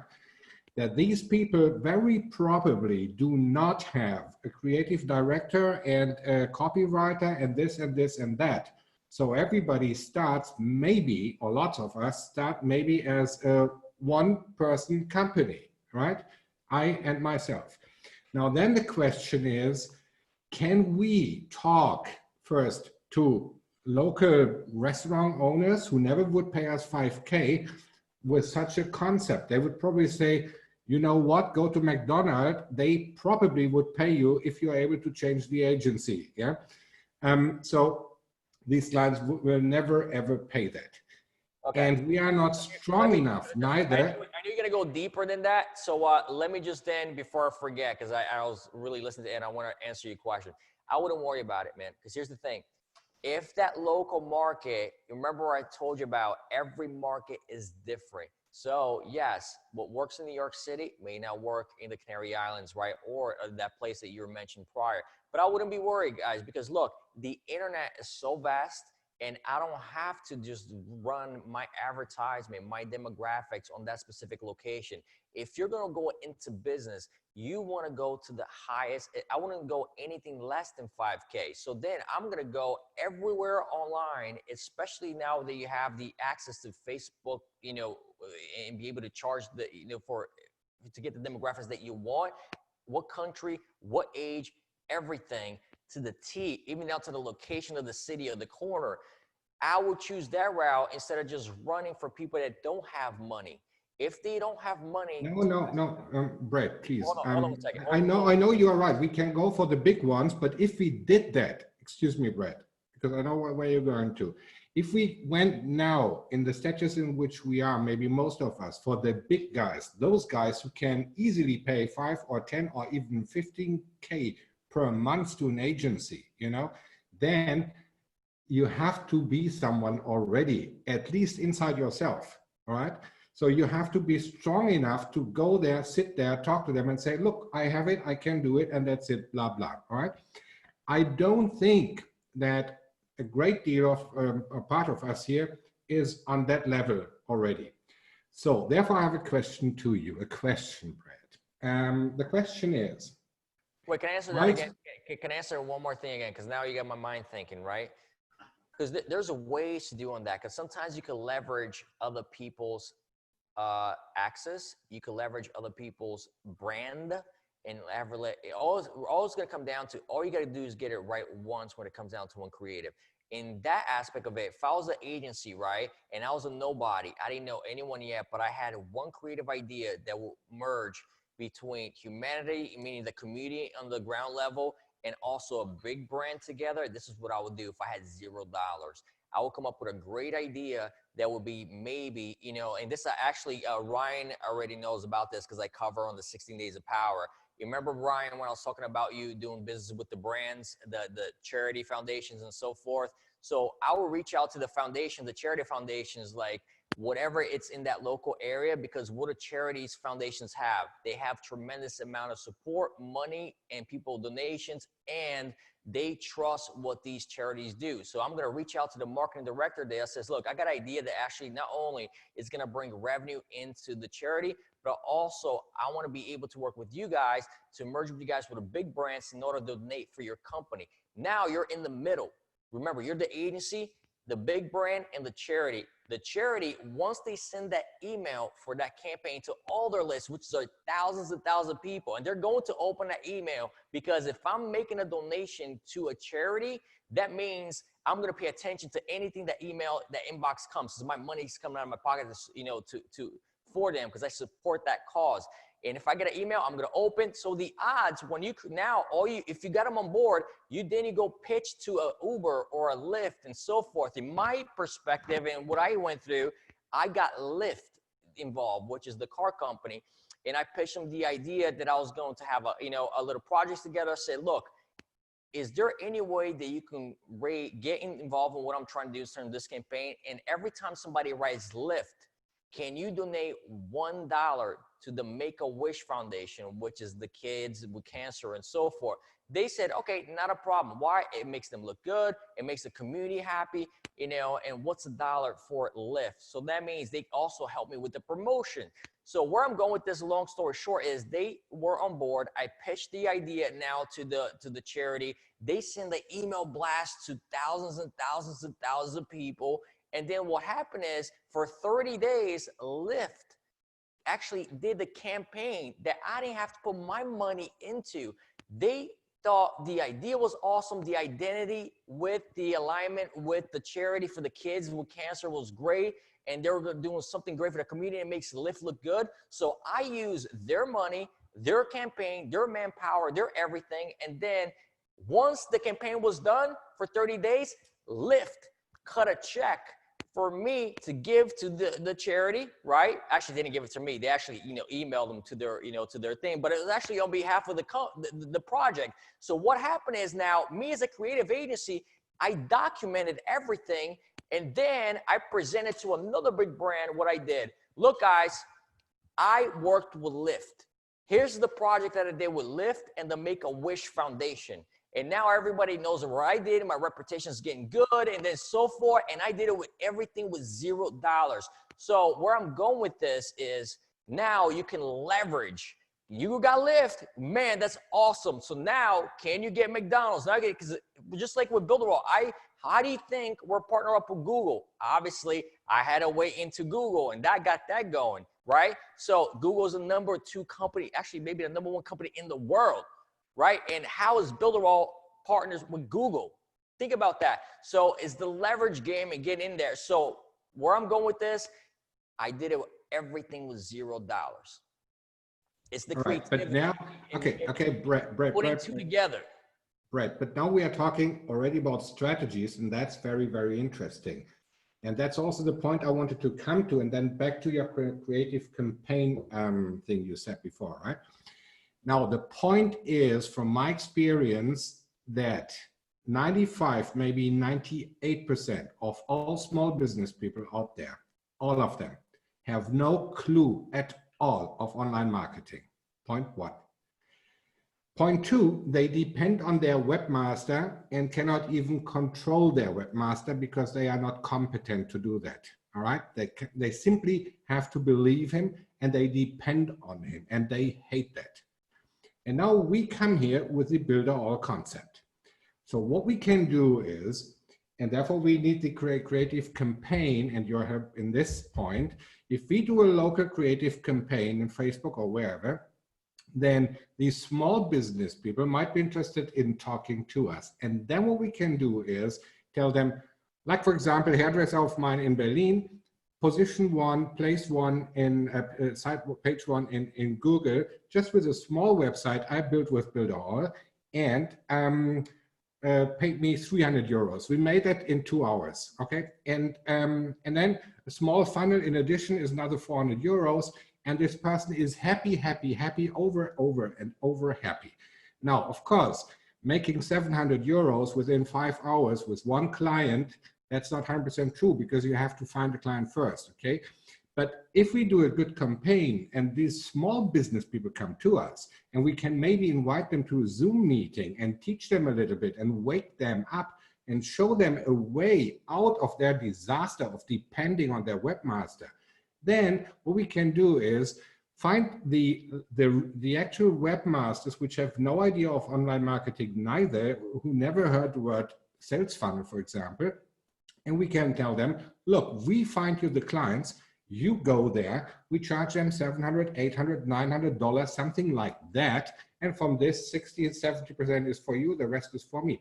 You find 4, 5, 6, 7 such webmasters plus a good campaign, and then you have people who become your agency clients because it's your client. So I get it, but that's more like that's all strategy, right? So we're talking about like branding for yes, but but if we go for such a strategy, then we can do a branding, and that's exactly the point.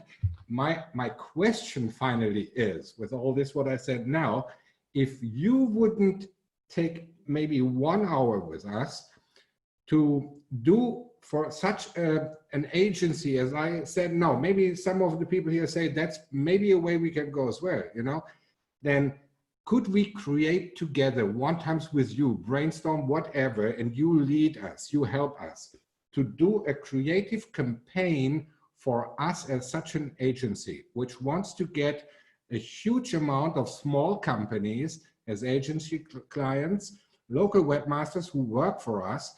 And then the local webmasters, we sign them up as our affiliates, and they sign up our clients who are agency clients as their affiliates. Because we are all ambassadors, I think, or most of us. So we have the ambassador business, the builder all affiliate business, plus the agency client, plus with your help, with a good creative campaign, we also can build our marketing personality, you know, with all this stuff together. Okay, that so is my question. What would you like me to do? Because I just got lost. Well, we create a kind of virtual agency, and look, someone is in Singapore, someone is in New York, someone in Florida, someone somewhere in Africa and Australia, someone in Germany, I'm in Spain, wherever. So we are spread all over the world, right? So what we could do is create one agency together with you with a creative campaign as an example together. Yeah, how can we go on the market? How can we give ourselves a personality on the market? That we create that together with your help here.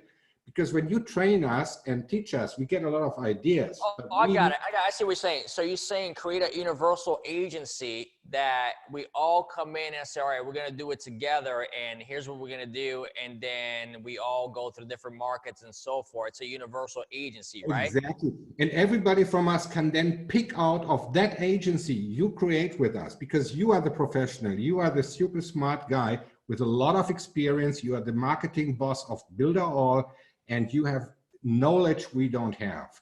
So the idea is that together with you, or with your help, under your supervising, we all create the marketing personality of a virtual agency. And then everybody out of us can say, okay, I like this part of it and that is something I will make for myself. And then we can maybe easier create our own brand.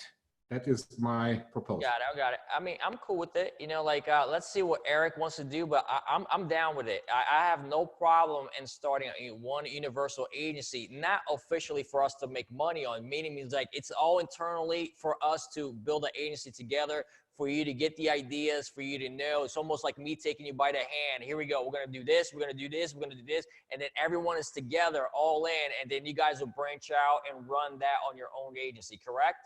Yes. Okay, I don't have a problem with that. Not a problem, you know? So let me pitch it to Eric and see what he thinks. Maybe after the certification process, you know, and when it's all said and done, the 12 weeks, we can say, Eric, is it all right if we maybe do an exercise extension of the certification where we now like, you know, we can then make believe we're creating an agency together and everyone gets to learn hands-on experience. Is that cool? That's it. Yeah. All right, cool. I'll let them know. All right, man. Thank you so much for that, you know, for educating me on what you're trying to say, dude. I don't, no. I didn't want to educate you. No, it's a, dude, I'm super find a humble, circle. I wanted to find a circle to come back to the great things you said, but in a way that you help us use your knowledge much better.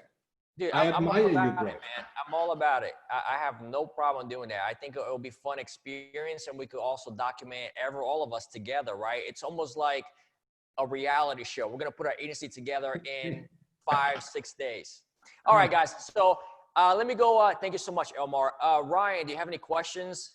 And try to, like, you know, if you have any questions, let's just get them right, the questions in there, because we got a lot of people to go here. And I'm in this policy today called no agency left behind. I know I'm not leaving it to I get everyone's agency in there.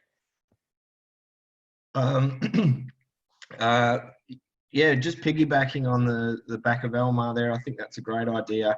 The last couple of clients I've spoken to, I have leveraged the fact that there's 100 agencies that I'm talking to every night and masterminding with. And along with that, we've got leadership from a $50 million earner in, you know, Eric and Brad is, you know, I've put it in my day even, you know, Google, Lyft, Dunkin' Donuts, all the NFL teams. So I just wanted to add, not as a advice or anything, but just for everyone here, use the leverage of all of us here, you know, have confidence in yourself, and especially if you haven't sort of chatted to anyone yet and you're thinking, how am I going to do it and stuff like that. Just, I think it's important that we realize the opportunity that we're in, and I guess my only question aside from that is that I just wondered about the social media side of it. I know how hard it is as a single person to try and keep my social media presence up and do all that sort of thing. When taking that on for businesses, is there a good way to outsource that? I've been chatting with Nasha, my business partner, about outsourcing the social media, say Facebook and Instagram side of an agency. Is there anyone here that sort of has had much experience around outsourcing the social media side of things? Because I know that would be quite a big, I'm quite hot for the strategy side and doing ads and creatives, especially the creative side, but I'm not really hot for posting every day for a business or doing that side. So I would love to outsource that as one of the first things. All right, so let me ask you a few things. So like, if you don't have a passion for, you know, social media management, right? Because you're like, man, I don't even want to go there in terms of doing social media for them, because it's gonna be so, they're gonna send me the post, they're gonna have to post this, you're gonna have to automate stuff as well, and then remember the social listening about what they're saying about the brand. You have to pay you have to play customer support as well. But that's one thing that your agency is going to focus on, right? If you're going to outsource the work, which I already know that you are going to do that, and just make sure you do your homework on the company, whether it's in the Philippines, Costa Rica, because I know you're probably going to go for the cheapest, you know, especially when you're starting out, you know, you might want to find something that's affordable just to kick things off. Just make sure you do the homework. Who are they working with? Or maybe even talk to one of the persons of the other company. Like, hey, I'm thinking about hiring this company. Is they're legit? Just want to make sure before I get my foot in there and assign anything. They may say, yeah, you know, 90%, they're awesome, you know, 10%, I don't know, because there's sometimes, you know, with different time zones, they deliver something late. And when it comes to a client, remember, if they mess up over here on the outsource, it's going to make your agency look bad, because I'm going to assume that the agency that's paying on the company that's paying you on a retainer, they don't know that you're outsourcing the work, because the perception that you're putting out there on the smoking mirror is that your agency is doing everything for them. And if going through the smoking mirror and you're outsourcing the work, if there's a problem there, which at the end of the day, I think we're accepting more and more that we know that agencies outsource the work, especially in the beginning, you know, especially with these modern day agency, not big box agencies in Madison Avenue. But just make sure, be very careful, do your homework. But if you don't fall in love with it, if you don't love it, my second question to you is, why would you want to do social media management if you don't even love it?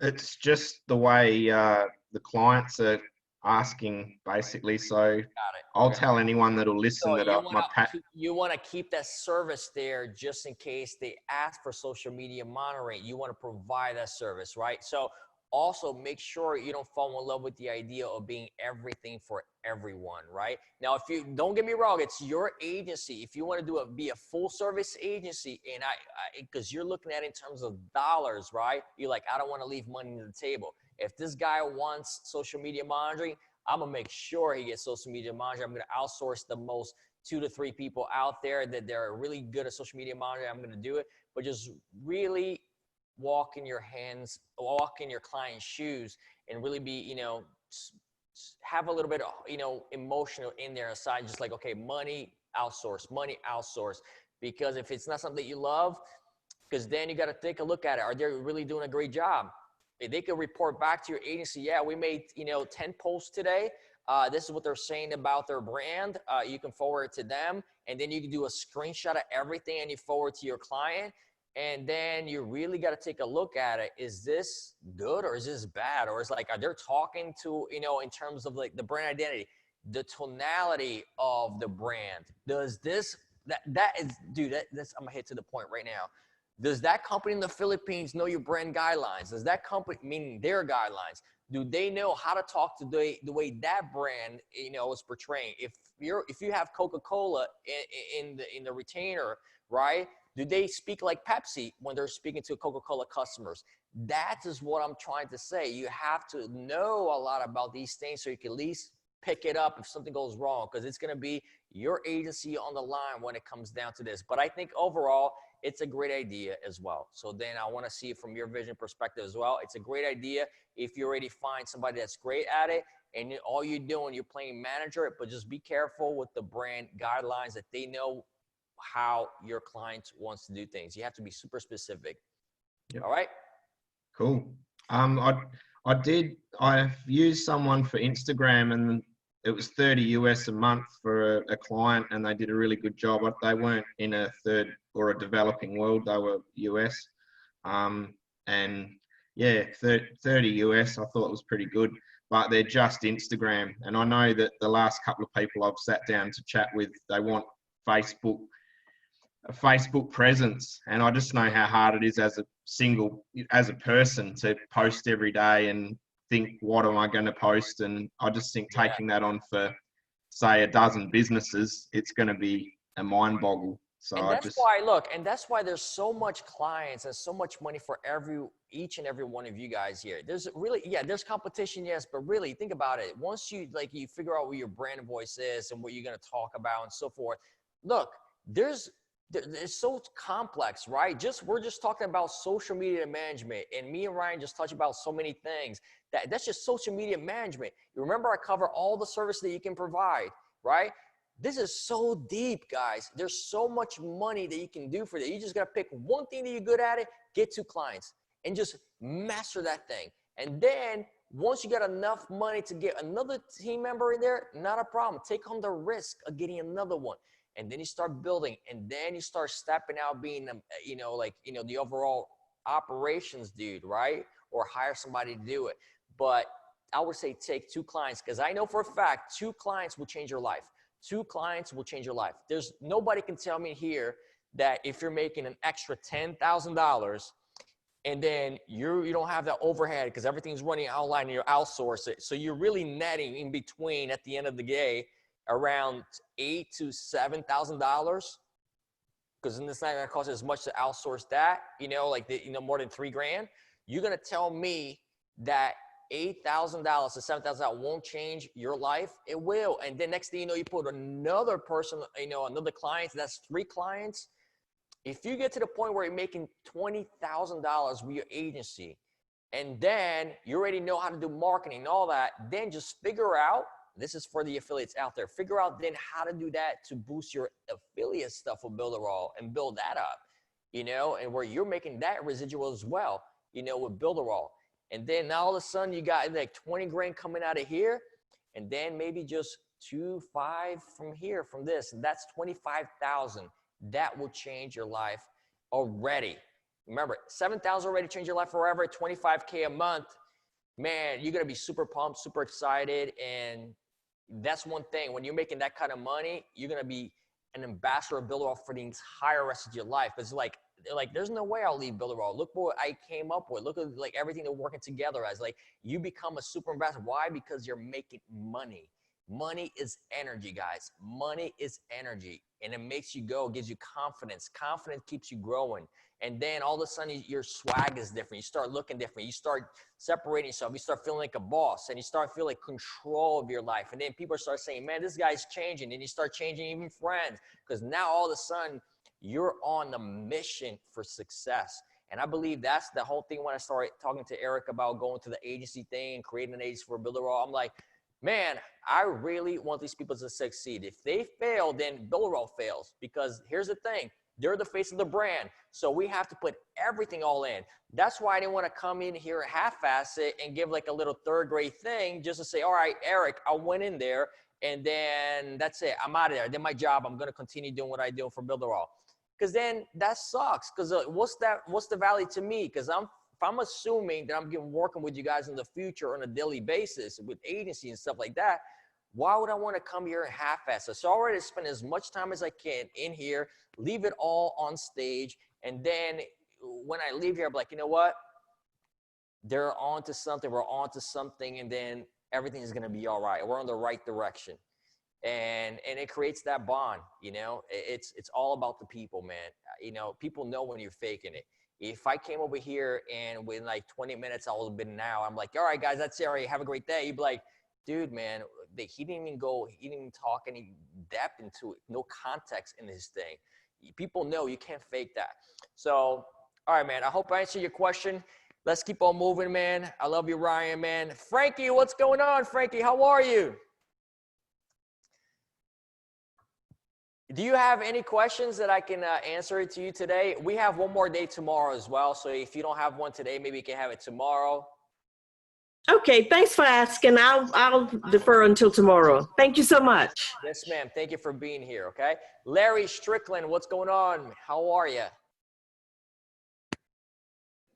Microphone unmuted. Good, Brad. How are you, sir? I don't have anything right now, but maybe tomorrow. Yes, sir. Thank you so much. John Fiola, how are you, John? Do you have any questions that I can answer for you today?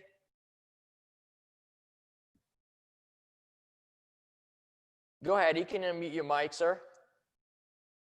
Hey, thanks for asking. I don't really have any questions. It's all very overwhelming. I'm not sure what direction I'm supposed to go or how I'm going there, but I'm here to learn. All right, so this is what we're gonna do, and that's what, you know, Elmar actually, you know, that's why he maybe brought that up. You know, he says, Brad, can we do something that you actually, we do this with step 1, 2, and 3, and we do an agency together, even like in a playful mode. That way we treat it like it's real, but at least we'd be like, all right, here's what we're gonna do. We're all here, hands on deck. We're gonna be a team. You know, Maurice is gonna play the creative director. Julia is gonna play, the associate manager. Jalel is gonna be the social media manager, and we're gonna put an agency together, you know, and a virtual thing for like, we do a week or 2 workshop on that after the certification's done.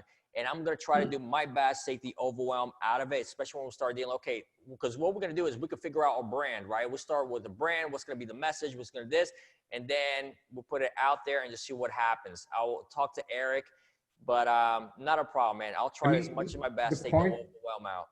The point is, Brad, that you are extremely well educated in your field. You know exactly what to do. You are the marketing boss of Builder All. Who is that? You, right? So you are the person, the best we probably all can imagine, to teach us in a real training, in a practical. I'm in. It's done. I'm in. All right. Thank you, sir. All I'll ask you guys to do, be like, once this lesson is done, I want you guys to do one thing for me, because we're gonna throw on Eric at this one. We'll be like, look, Brad rocked my world today. Everyone that came here, Brad was the best one. He rocked it. I want everyone's commenting there. Eric's gonna be, all right, maybe we should let Brad do more lessons. And I'm like, dude, I want to create an agency with these guys. There's only one real Brad. That's the Builder. All right, there you go. So put everyone there in the comment. And when you get out of there, Brad, rock my world. It's on for tomorrow. All right. And I'm telling you, we're going to get Eric to let us do this thing. I'm going to fight for you guys. Okay. John, no worries, man. I love El Sardia, and I think we'll all benefit from it, and we'll do it. I'll take the overwhelm out of it. Okay. Yeah, it's not you, Brad. It's the whole process of Builder All. I got out of certification back in, I don't even remember when it was, but I've been just learning and learning and learning. Went to the mansion, came back, the launch of 3.0. Now it's this agency learning, and it becomes overwhelming. It's not anybody's fault. It's just I have to get out there and do things. I've got to see people, and it's all good. It's just it becomes. The closer we get to this finale, the more overwhelming it gets, because I can't envision myself at that level. Yeah, no problem, man. I'll definitely make sure that once I put now what Elmar Sardia together, and I'm really going to take everyone step by step. It's almost like we're going to create a business together. As soon as the certification is over, we're going to rock this thing. I promise you, I'm going to take all the whelm out of you. Like, you're going to be really, all I'm going to say, like, we're going to do this, we're going to do this, and we're going to do this. Trust me on that. I'm not going to leave anyone behind. And by the way, guys, everyone's putting Brad here. Brad's cool. Put it on the Facebook, the agency one, guys. Put it on the agency one. Because what I'm going to do is I'm going to show Eric. I'm like, Eric, we did a freaking awesome agency stuff. Please let me do a few more. Can you please? Just one more thing, Brad. Maybe for the future, have some PDFs of all the topics that you're covering as you're going through it on your end that we don't see it. I'm trying to write them down, but it'd be easier to have like a PDF of your topics there. Yeah, it's not a problem. On day 2, after day 2, what I do is I can put a PDF file for you guys that everything there was covered, okay? Yeah, that'd be awesome. Not a problem. All right, guys. So let me go into Steven. Yes, I'm going to definitely, like, look, guys, I'm really going to talk to Eric. I'm like, I love doing this. Is there any way I could take over the agency certification program when it's done? But because Eric's like, Brad, today's your turn. Make sure you do a good job. I'm like, man, I'm going to kill it. It's going to be awesome. I was super excited, man. But I'm like, now I already know where we're going with this. So let's get, I think, how many weeks we have left? Maybe 2 or 3? We're halfway through. We're about halfway through, Brad. Okay. So I promise you guys, when the certification is done, we're gonna run like a 2-week workshop, and then it's just gonna be me and you guys, and we're gonna do a whole agency from scratch. Okay. All right, Ryan, I already talked to you. Steven, how are you? Do you have any questions? Thanks for asking. At the moment, not. I have to think about it. It was a lot of stuff today for me. Okay, not a problem. If you have any questions tomorrow, you know, I'll jump in here and answer them for you, man. No problem. Eli, what's going on? How are you, man? Okay, not a problem. Thank you so much for being here, man. If you have any questions, you better have a question for me tomorrow, man. I don't want you to get involved. I want you to get involved, okay? So write down some tomorrow. James Denovitz, what's going on? How are you, man? Pretty good. Pretty good. I do have a question for you, Brad. Thanks for the training, by the way. Thank you so much. It's kind of a two-part thing. One, is there anywhere on the top of your mind that you would give advice for, like going to get a logo done? I see a lot of places out there. I got a bunch of places bookmarked. I just wonder if there's something that you could say about, you know, getting the logo kind of design. And the other thing is just, I kind of get branding, at least I think I do, and that, you know, have all your stuff have a consistent look, a consistent feel, consistent color palette. You know, I kind of learned that from Barbie. You know, keep that color palette consistent. But what, you know, other than getting people to recognize your brand, how do you get them to engage with your brand? How do you get them to go from that, like, oh, I've seen that before, I've seen that logo, I know that logo, to actually say, yeah, I need to really explore that? There's a variety of things. In terms of like the designing, there's so many places today that you can do outsource for logo designs, 99designs.com, or you can just go on Fiverr if you don't have a lot of money, just get a logo done there from a college student, which some of these, don't underestimate these college students because they're super creative, you know, and they're just trying to get their foot in the door. So they'll start at Fiverr. Some people say, why are we going to go to Fiverr? You know, I'm like, dude, you could pay a logo for $20, but it's not about the price. Does that logo look awesome? It might be a kid coming out of college that he spent 4 years going to creative design, and now he's just trying to get his foot in the market and he's offering his service. So look at some of the work from young college kids coming out of college on Fiverr.com, because you're going to pay super cheap and they just want to get notice and they just want to exercise what they're learning. So you might get an awesome logo out of there.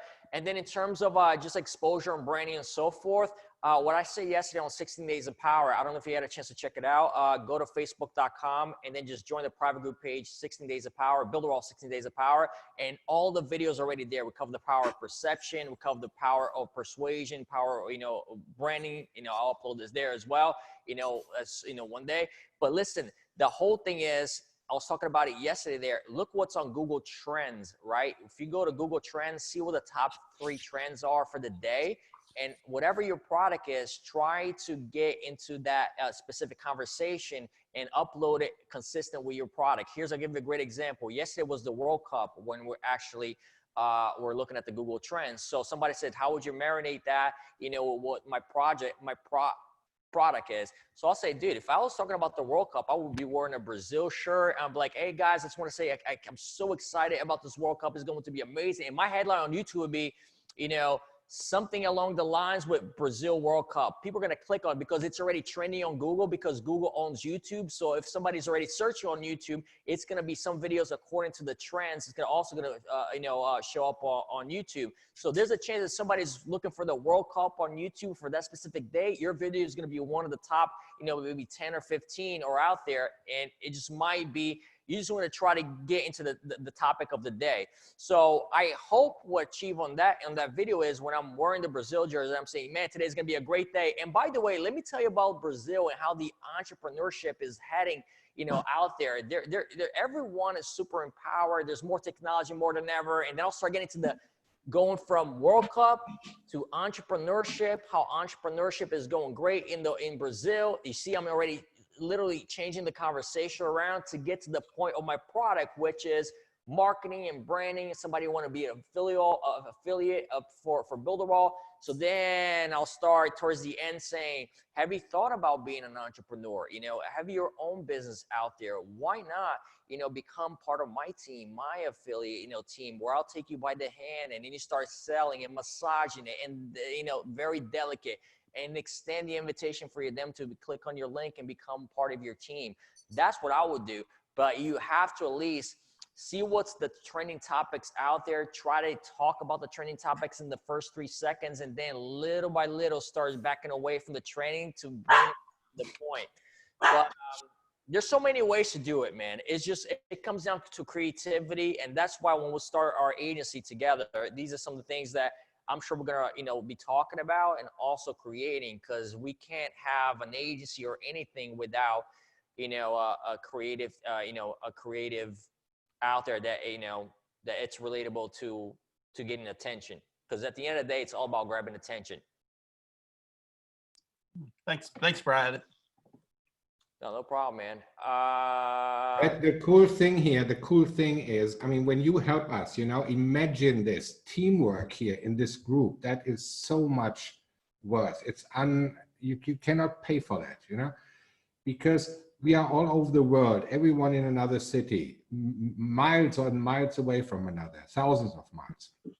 And you, as the Builderall marketing manager, you lead us to create together a virtual agency.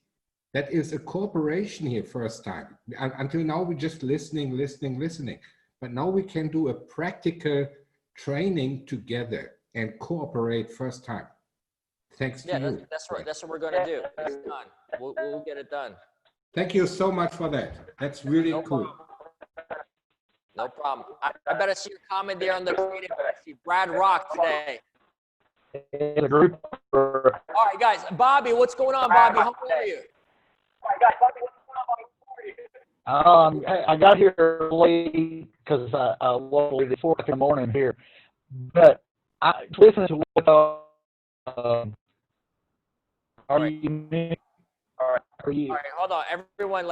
Everyone mute your microphone so I can understand whoever's talking. Is it you, Bobby? Just raise your hand if it's you talking.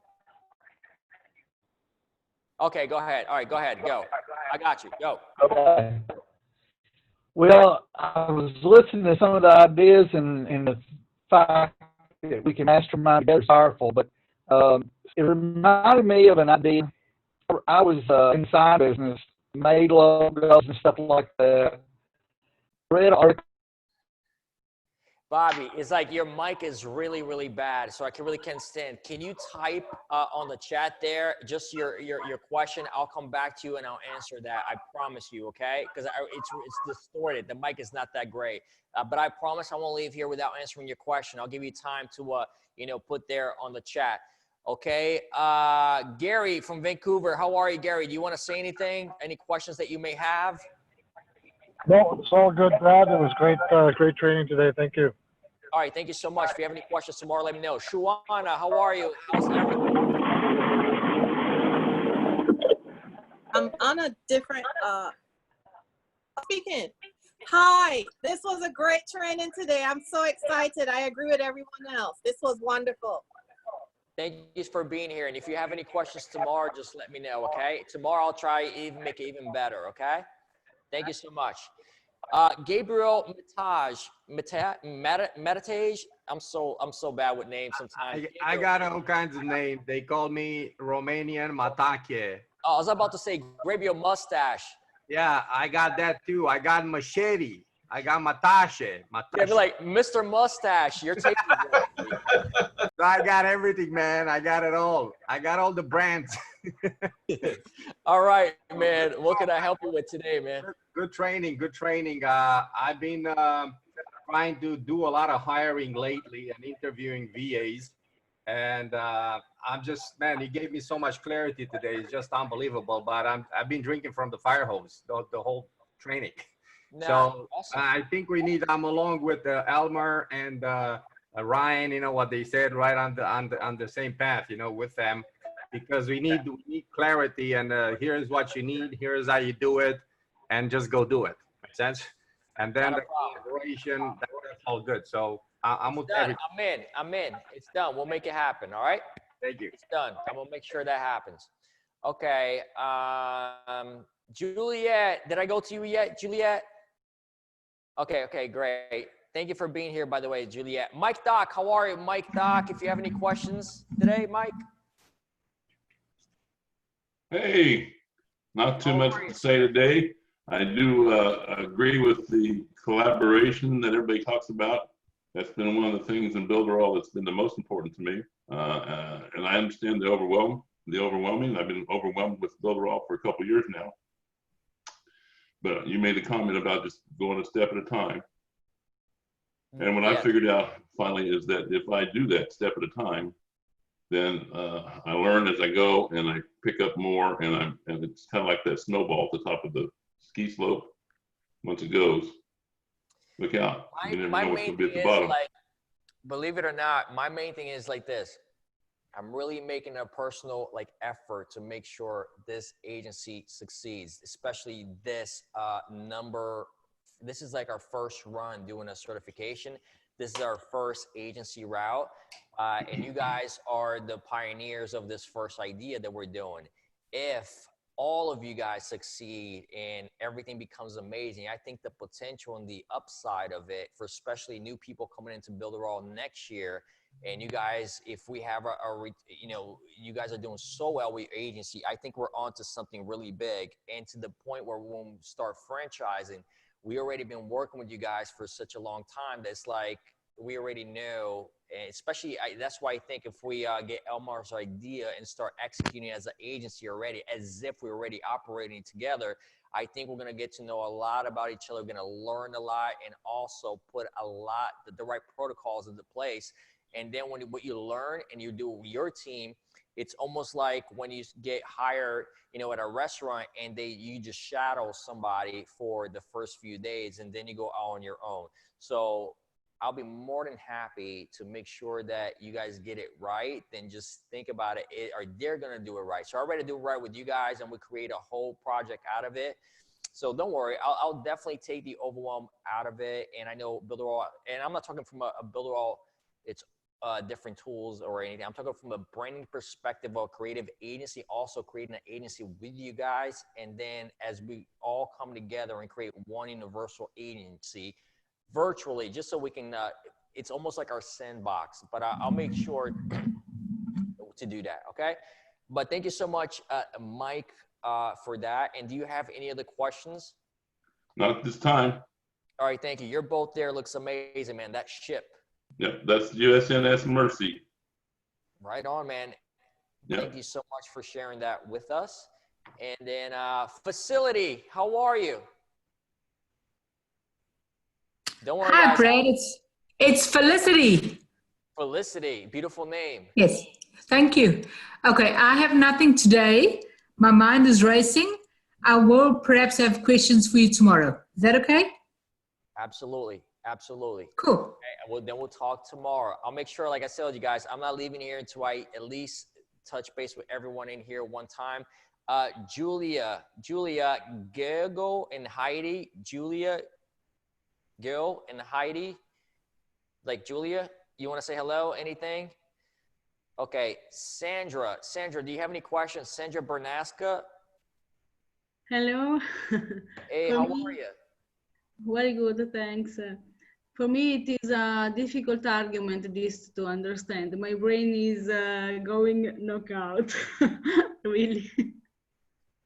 Okay, not a problem, and I apologize for that, and I'll make sure that, once again, I'll take the overwhelm out of it, and you're going to learn, and I think by learning, by doing it with experience, I could be, God bless you, whoever, there's a lot of, somebody's got a cold out there, but I'll make sure, that.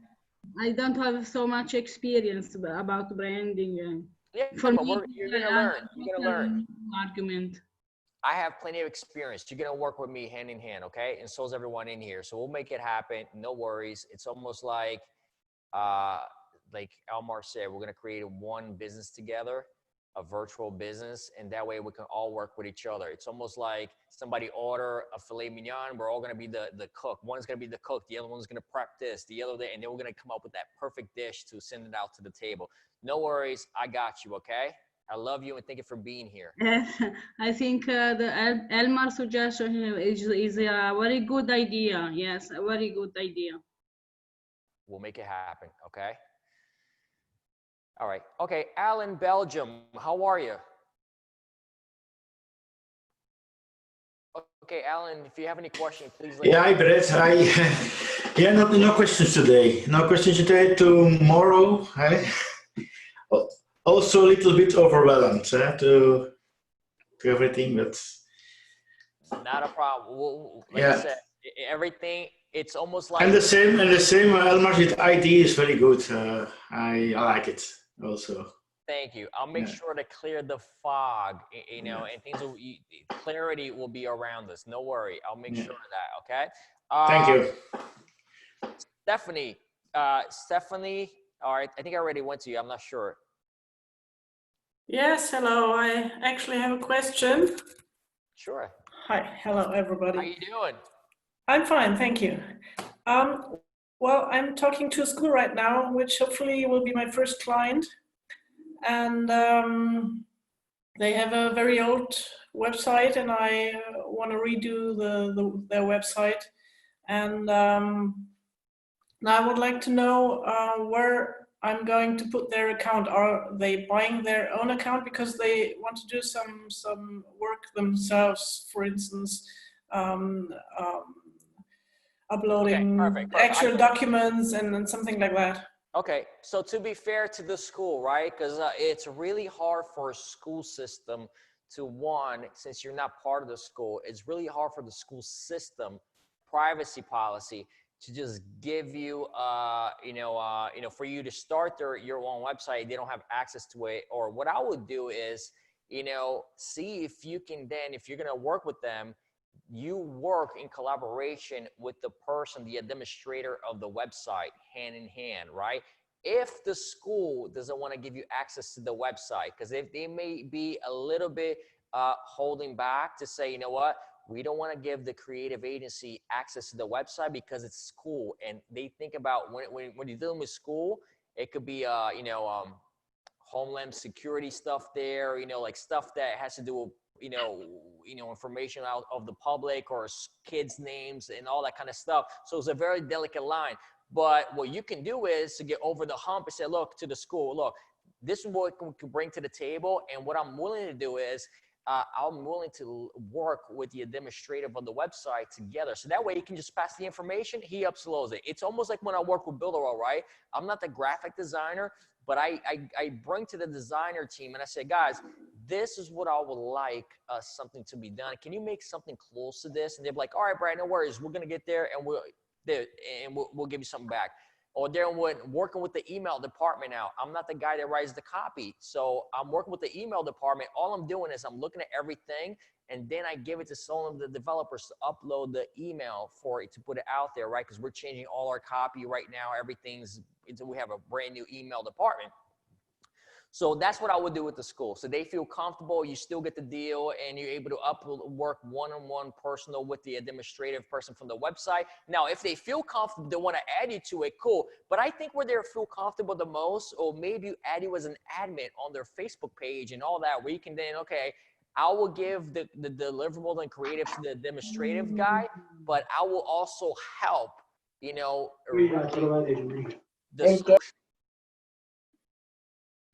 Okay, Stephanie, do you know what I'm saying? Yes, I do. Well, they have a webmaster for now, but he's retiring, so they have a problem with their website, and they are not deep into the technique. So they really want to just be able to upload documents or something like that. They don't want to build the site or create the site. So I'm doing the work now. I was thinking about maybe they have their website and I'm their VA, so I have access to their site. Is that possible? As long as they want to give you access, I don't see why not. The only thing that I may be skeptical of is like, does a school system want to give access to, every country is different. I know America, man, the way everything goes here, I know if I'm asking for access to the school's website and I'm not an employee of the school, they may or may not give to me. So I have to work with the master of the website, just like you said. But if they give you access in your country and they say, you know, all we're going to do is like, we're going to give you maybe an access just to upload the documents there a certain time. Then they just give you upload documents, but they don't give you administrative assistant into the entire website. That's going to be up to the school. So just when you're dealing with school, there's a lot of privacy policies that they have to be careful, especially when there's kids involved. Yes, okay. But remember, if you get that client, it's amazing because now you have a school under your portfolio, and you as an agency, I would go to different regions of the area and says, I'm working with so-and-so school, because they're not going to be exclusive working to you. You can then, I think if you spend a month or two with them and you provide great work, they're going to keep you. And then you could then extend to different schools and say, look, I'm doing this for the school. And most of the time, if they see that you're working already with a school and they're a school and they already know the school, they'd be like, okay, she's doing it with that. Why not? Because we got to stay, you know, consistent with the latest technology, the same thing. Because, you know, so 2 schools paying you at one time and then they're bringing in a new one. I would just go from there. Maybe your thing might be there in your country. You're going to be the creative agency for all of the schools in the region eventually. And that's a great way to make money. 4 schools, you know, I don't know what you charge there, but 4 schools, it will probably already change your life. Well, they seem to be a bit greedy and stingy, so I'm not quite sure what to charge them. Stephanie, is that a private school or a public school? It's a private school in the very south of Portugal, actually, not in Germany. Oh, right. Okay, I thought in Germany. Well, then, Brett, I think it's easy. Give them a Builderall account, sit together with the director, show him how to do that, and offer him your help, and that's it. That's the way I would do it. The only thing is that they don't want to have an external website. From what I understood, they need to upload to their site. They want her to upload files into their website. So the only thing, also creating a website for them outside of their thing, it's might be a problem because they probably don't want an external website they have no control of, right? Or then, but then you said, Elmar, you can use a directory system there and get them as, you know, their master to have access to the Builderall thing. But I would keep the best way to do this, because you don't know how far it's going to expand, if it's going to be just 1 month or 2, because they're going to test her out. I'll say the best thing is work with their master person already, because he has the authority and he's already been creating the site and everything. And that's not going to throw him off, meaning like, why are you bringing somebody new in here? I've been working with this website for a long time. No, the one who built the website is retiring, so he's out. That's right. He's out. Right. But the private school, that's the big advantage. That's why I asked. A private school, they have access to their own money, right? So that you can see them like a typical what kind of business client. And they have their rules, privacy, kids, and all this stuff. That's fine, but they are a private company. It's not a public school. So then yes, you can but the director is stingy, greedy. Yeah. So then he can. They don't pay money for. They don't really want to pay for the work. No, okay, then let him sign up on Builderall, show him how to create it, ask for some money, and explain him how he can get affiliates with Builderall. Maybe that's a good structure for you to get affiliates. Yeah. All right. So guys, so let's move on up. I say before I move on to another person, really test this guy out. I would say then just go and pick his brain one more time. See first of all, I would ask, when are they planning, when is this guy who's retiring, when are they planning on hiring somebody to take over the website? What is their budget? Have you ever sit down and asked them, what is your budget, by the way? It might be a budget that you might not even be attracted to. You'd be like, all right, dude, I'm going to put so much effort to this, and this might not even be worth it. Or if it's something that you're like, okay, I'll take it anyway, just for the branding aspect for my portfolio, so I can get other schools, and then from there, you know, I'll build my brand. So really figure out what you want to do first, and ask him What is your budget? I think a lot of people don't ask this question. Everybody's like, oh, I want to get this done. I want to get this done. Have you ever turned around and say, all right, that's fine. You want to get that done. Let me ask you a simple question. You do it very nicely. What is the budget in place for the marketing wise that you have for this specific project? What's the monthly, marketing budget? And you'd be surprised how many people like, you get them off guard. They're like, oh, we don't have one. So That's right. That's what she told me. See? And Yeah. then they'd be like, so you mean that you're coming to an agency, you coming for work, you're asking to this, you're asking to do it, and you don't even have a marketing budget?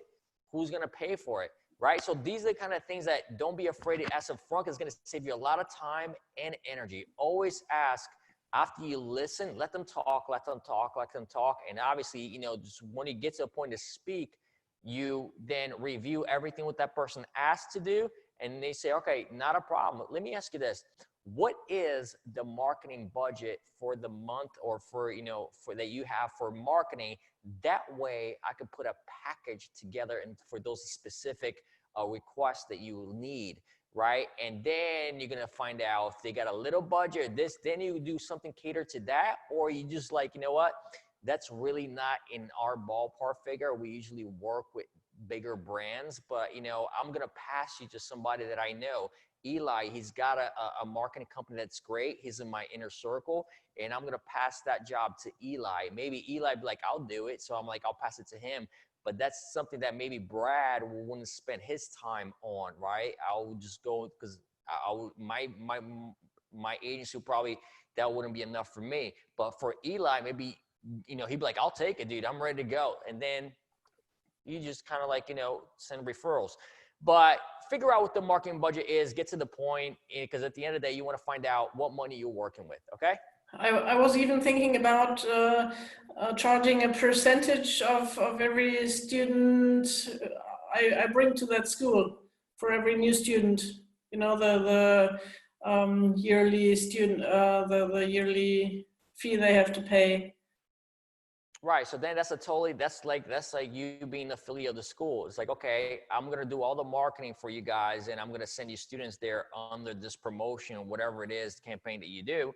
And then you're going to say, these students are going to go to you, and then they sign up, or you guys are going to cut me a fee. So it's almost like you being an affiliate for that school. However you want to do it, just if you're going to do it that way, that's cool. Work out the fine contracts. If I'm bringing a kid to a school, how much do I get paid? And when do I get paid, by the way? Because everything, the devil is in the details. The devil is in the details.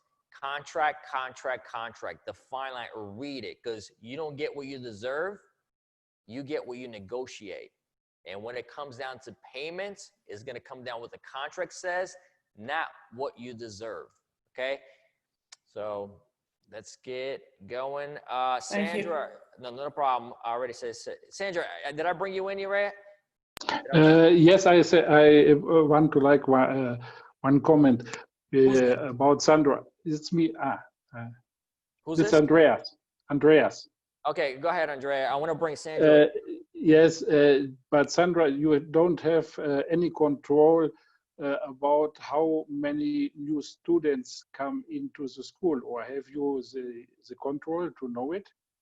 If you charge for every new student.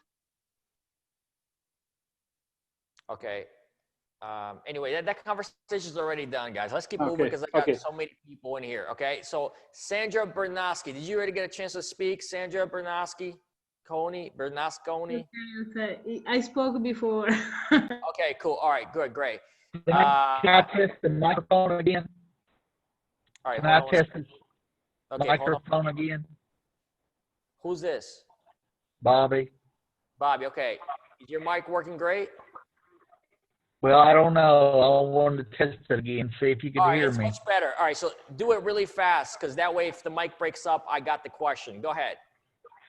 Okay, it's not a question. Is it all right if I bring an idea up? Go ahead, really fast, so we'll keep moving.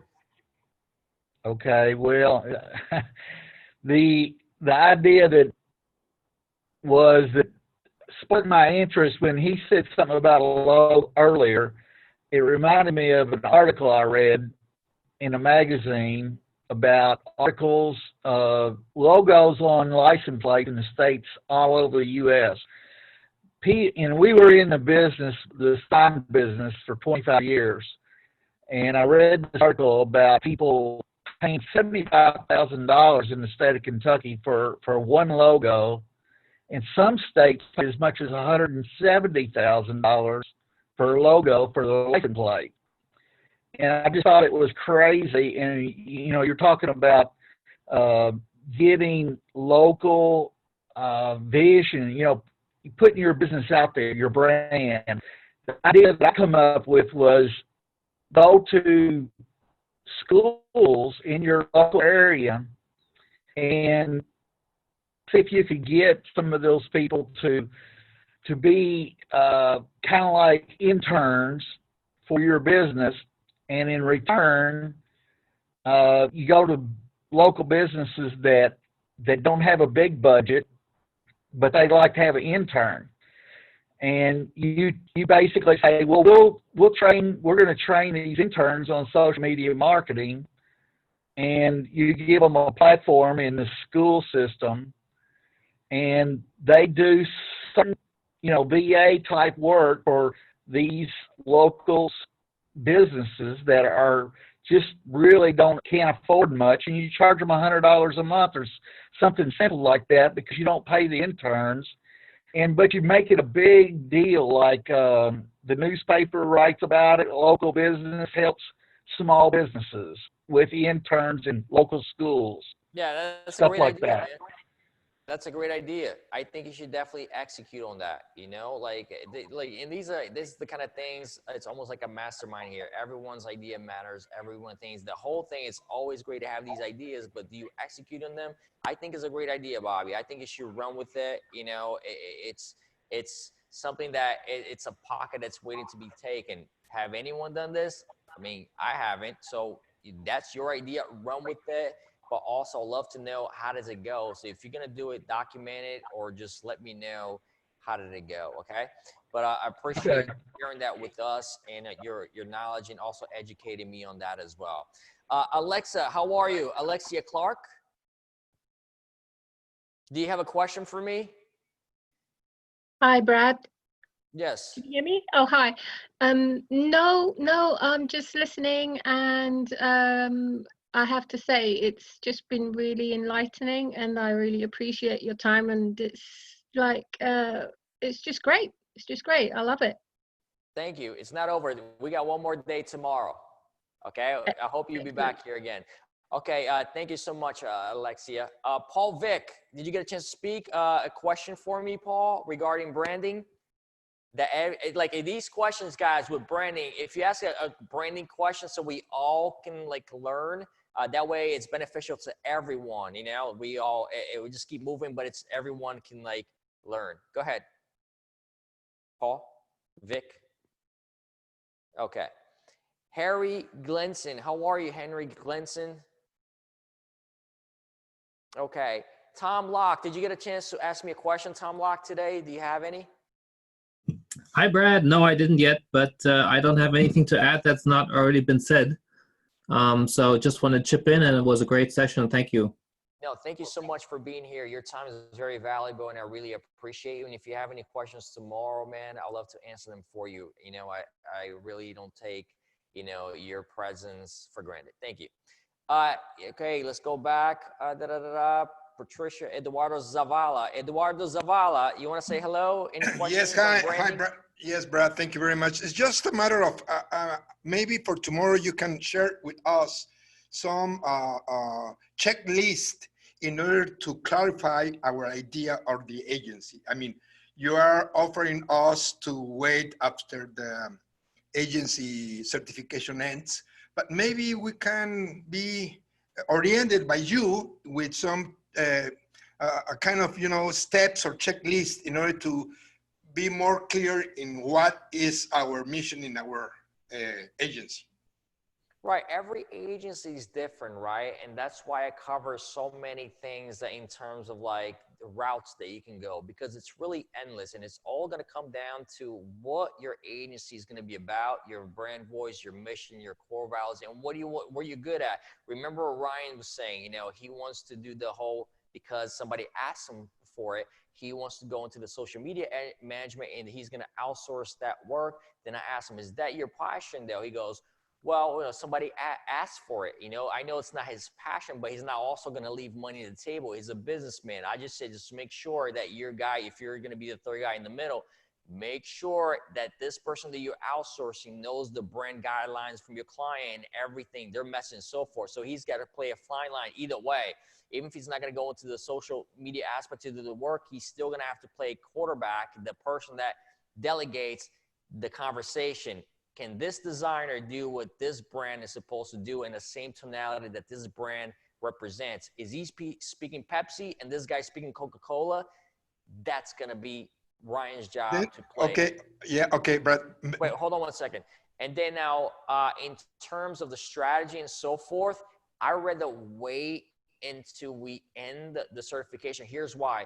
Because we're just doing branding and for this specific, you know, 2 days, right? It's just branding. And there's a lot to cover more in branding. Okay. But I'm super cool about once this thing is over. And that's why I say, you know, leave comments out there on Facebook, on the Facebook agency, say Brad rocks and everything, because here's what I'm gonna do. I'm gonna go back to Eric, you know, today. I'm like, Eric, it was the best. By the way, I got an idea. Can we go and do, you know, a project? Can I just take over the whole thing when this thing is all done? Because I want to do this agency stuff, universal agency, and then get Elmar's idea and get everyone in here. We're going to take it, because that way I get the creative freedom to work with you guys on a personal level, right? And not wait into something else occurs. Because then what happens after the 12 weeks? Okay, you guys all already got your money's worth by now, you know, and then, but what happened after the agency? That is what matters for me the most, because I want you guys to then go out there and make your return on the investment. So you can say, wow, I paid $1,000 plus to be on the certification. This all happens, but at the same time, my first client, I already made my money back. So I netted $4,000 and I made, you know, my $1,000 and $50 back, right? So that means the agency process for you, it was worth it, because now you're already inside with Builderall. You know, you already got your city, and then you're like, okay, and already that investment came back. And that makes me feel good, because I already know that, wow, you already made your money back. We got you customers. Then I know it's a win. And then when we open the door to do from other people down the road, a second route of doing the agency certification, I could go to any of you guys. Hey guys, what do you, your honest thought? Did it work? And then by, I think, my actions moving forward after the certification process, I think it'll be a great, you know, a great comment. But I don't know if I answer your question. I do want to answer your questions. I'm sorry, because I always try to kind of like go somewhere else, because I'm in the thinking mode. But go ahead, finish it up, Eduardo. No, it's all right. Thank you, Brad. Thank you very much for your wishes and for the passion you have in order to help us. Thank you very much. Yeah, I'm going to make sure you succeed. If that, you know, just make sure, I'm going to make sure, just everyone in here, I'm going to make sure that you guys make your investment back, okay? I'll make sure of that. And it's just, I got you. All right? Okay. So what else? Let's go to Yaves.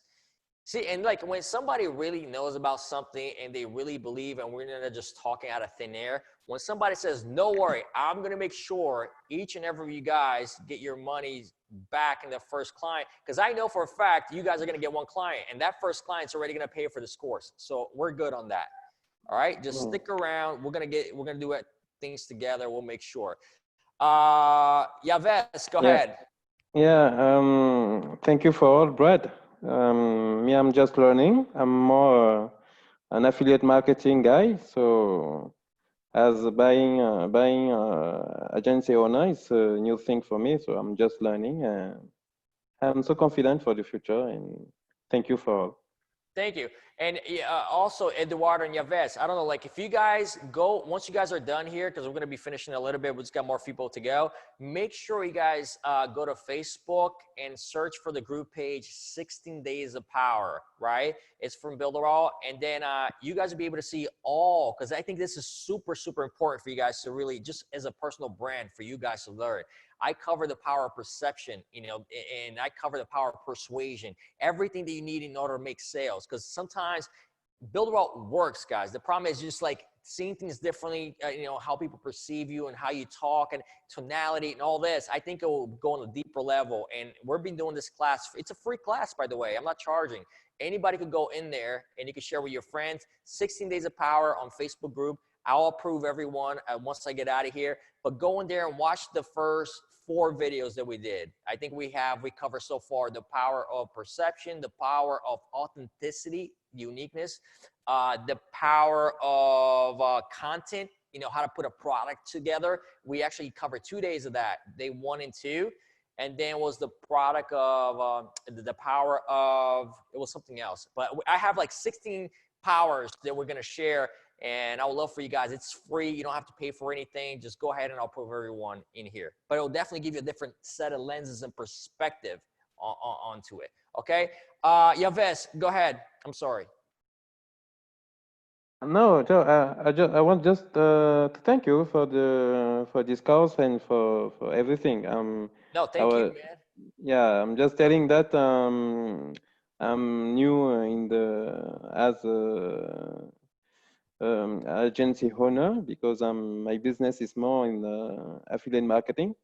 So I'm just learning everything I can get, and at the end I will just do the summary for me. And well, I want to make sure, you know, like I said, I was telling everyone else in here, I want to make sure you make your investment back. We'll put your agency together. So really just stick around, and then we'll start working together, all of us as a unit. And then we just got to get to work, man. So let's just finish the certification process. Once that's done, let's just boots on the ground and start working one-on-one with everyone. I think we're all going to learn from each other, but we'll start putting assignments to everyone. And then we'll split the team, like the creative directors on this end, the graphic designers on this end. It's almost like we're running an office together. Cool? Thank you. Thank you very much. Thank you very much. All right, man. I think I went to Hugo. You want to say something, Hugo? I'm not going to leave here until everyone just says yes or no. Hello, sorry. Hey, how are you, Hugo? Very well. My English is not very well. I try. Okay. What language do you speak? Everything do you say? What language do you speak? Speak. I don't know why I say. What's your language? What's your first language? Spanish. Spanish. Okay. Yo hablo español. Vamos. Oh, thank you. Estoy muy emocionado con todo lo que estoy aprendiendo. En este momento estoy en un proyecto con una empresa. Estoy trabajándole su funnel de ventas y actualmente estoy haciéndole su boletín para la creación de leads. Sí, ya estoy contratado, estoy muy contento. Este entrenamiento que estoy recibiendo de ustedes hacia mí ha sido verdaderamente una bendición. Estoy muy agradecido con ustedes. No entro mucho a la conversación porque mi inglés es... Sorry. No. Gracias a ti. Pero tú entiendes todo, ¿no? Tú estás entendiendo que yo estoy hablando, ¿sí, no? Sí, sí, así es. Entiendo, vamos entre un 50 y un 60%, y el resto me voy con mi mentor, que es Eduardo Zavala, y ese canijo me tiene al tiro siempre. Sí. Bueno, yo voy a hacer de todo para tú entender todo, porque yo quiero que tú ganas, man. Y muchas gracias para ti, para estar aquí. Conozco esta familia de Builderall y yo te quiero aquí. Y yo... Gracias. Cualquier cosa que yo puedo hacer para te ayudar y te adelantar adelante, déjame saber y habla conmigo y yo estoy contigo, amigo. ¿Okay? ¿Está bien? Gracias, gracias. Okay. Okay, all right, let's move on forward. Jerry, Patricia, we already went there. All right, let's just, is anybody that hasn't, Gary, Vancouver. I don't think I went to Gary yet. Gary, what's going on in Vancouver? All right, Gary, I'm here if you still want to ask any questions. I think everyone has asked the question. Brad. Please remember the Facebook group, Brad. Yeah. Don't worry. I'm gonna approve everyone. As soon as I'm getting out of here on the Facebook group, 60 Days of Power, I'll go in there. I'll press one time, approve, and everyone gets in there. And, Okay, Brad. Yes. Go ahead. Who's this? Edison. Edison, how are you? Go ahead, man. Yeah, I'm good. Okay. So I was waiting for my turn, and I see that you almost left me out, so I decided to jump on board. Yes, I told you I got a policy. No agency left behind, man. I was not gonna leave here until everyone speaks and everyone wins and everyone makes their investment back. No agency left behind policy. I got you. 2020, Brad running for office, man. Good. I'll be the first one to vote for you.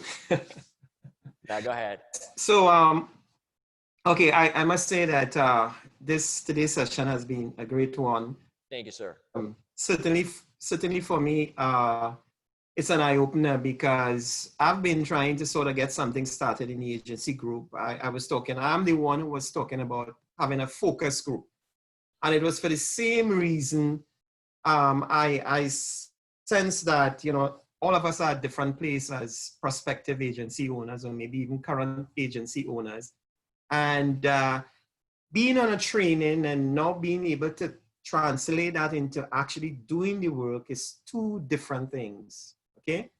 And I am so happy. I think that Elmar could not have said it better. That's the lesson that I was gonna actually say that we cover on 60 Days of Power, the power of execution.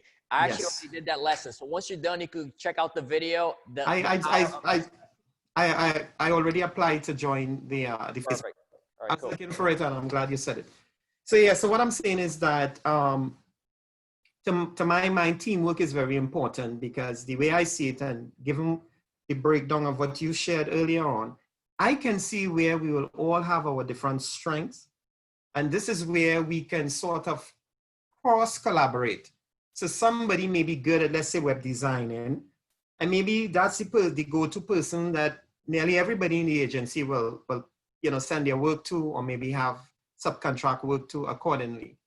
And this is how we can help each other, because I think at the end of the day, it's like there's a saying that whenever the wave comes ashore, it lifts all the boats in the bay.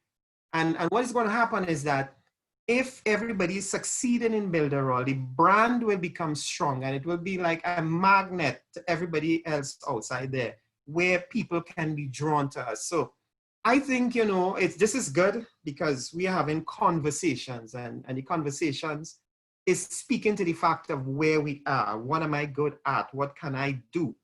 How can my strength complement your weakness and vice versa?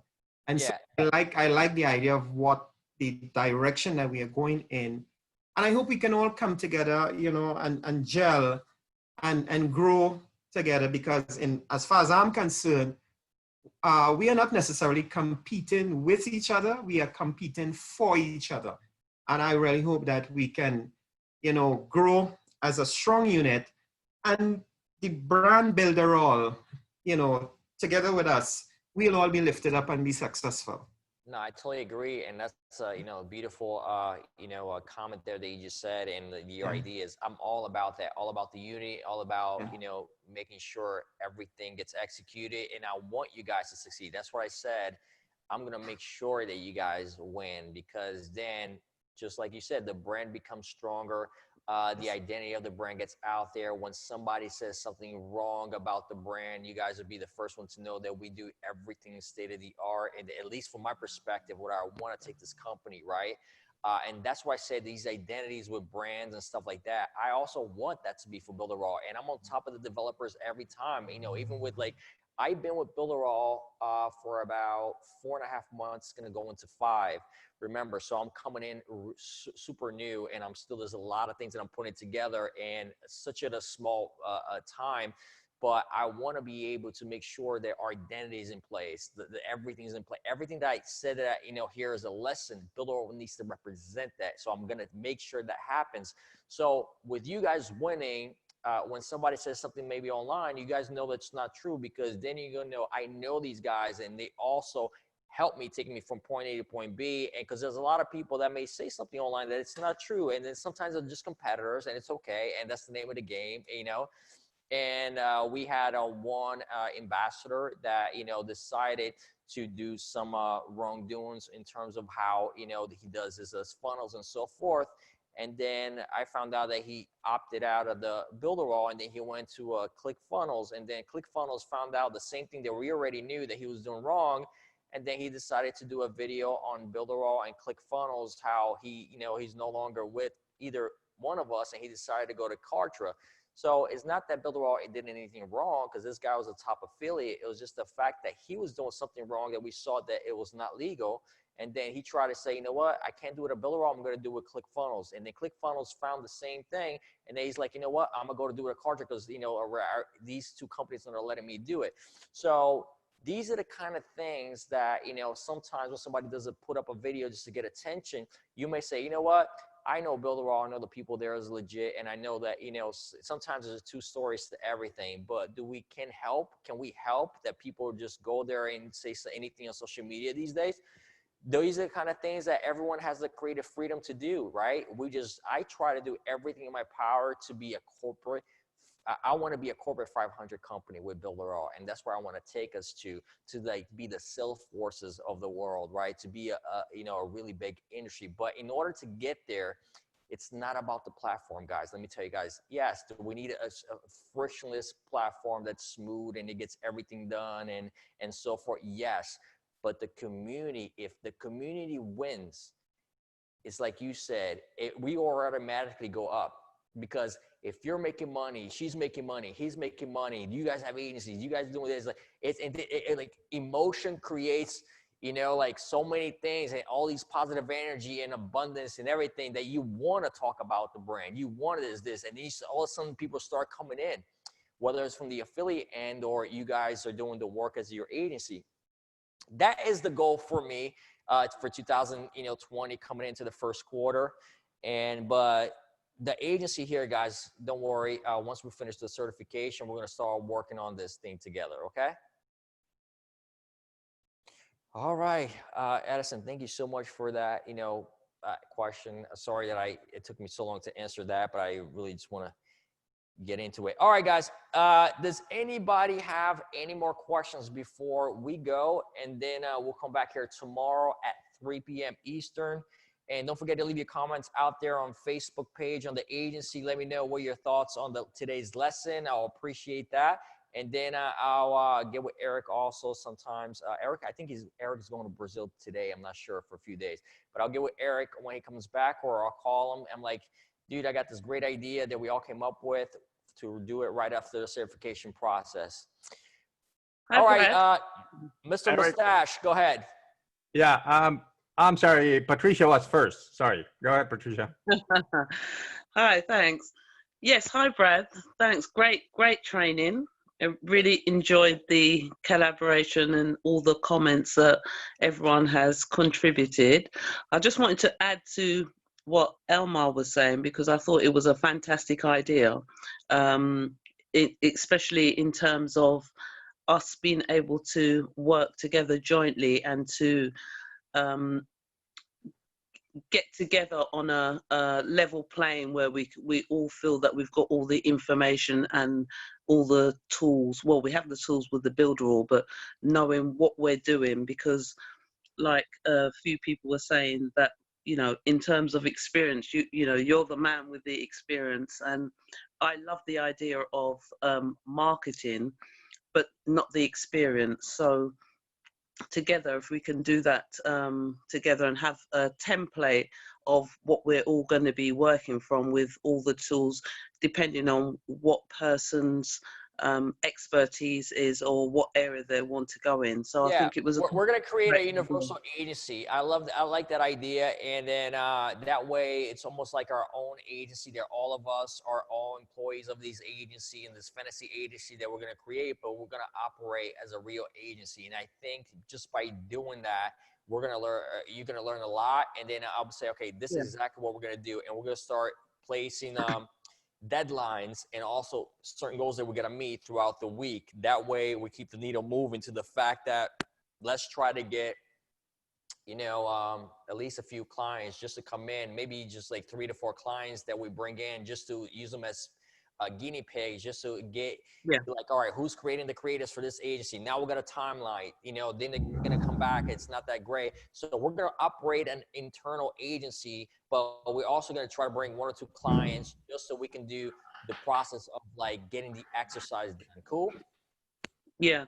There was just one thing I wanted to add to Elmar's idea, and that was in terms of all the different tools, because I've been, you know, going through the different exercises that Eric has shown us how to do and using the tools. I was thinking that it may be that we could specialize in, you know, a particular set of tools as a overall agency, and then have the person who specializes in that as a go-to person. I don't know how that would work, but I think that would be good if we, you know, that's super easy, right? So then once we have our our agency meeting, meaning as we started doing the agency together, we'll figure out, all right, who's good on Canvas, who's good on Pixel Perfect, who's good in this. And as the work come in from one of these 2 guinea pigs that we bring in terms of for us to get the exercise, we'll start breaking out the teams, and then we'll start breaking out the creative directors, you know, the copy department. Everyone will play a part.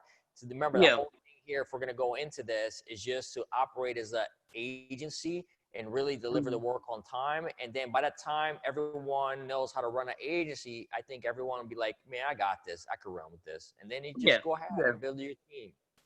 Yeah. So thanks everyone. It's been absolutely fantastic. I've really enjoyed the learning. Let me ask you this: what is your favorite tool on Builderall? Well, at the moment, I was using the video wrapper, so I thought that was really great, and also Pixel Perfect.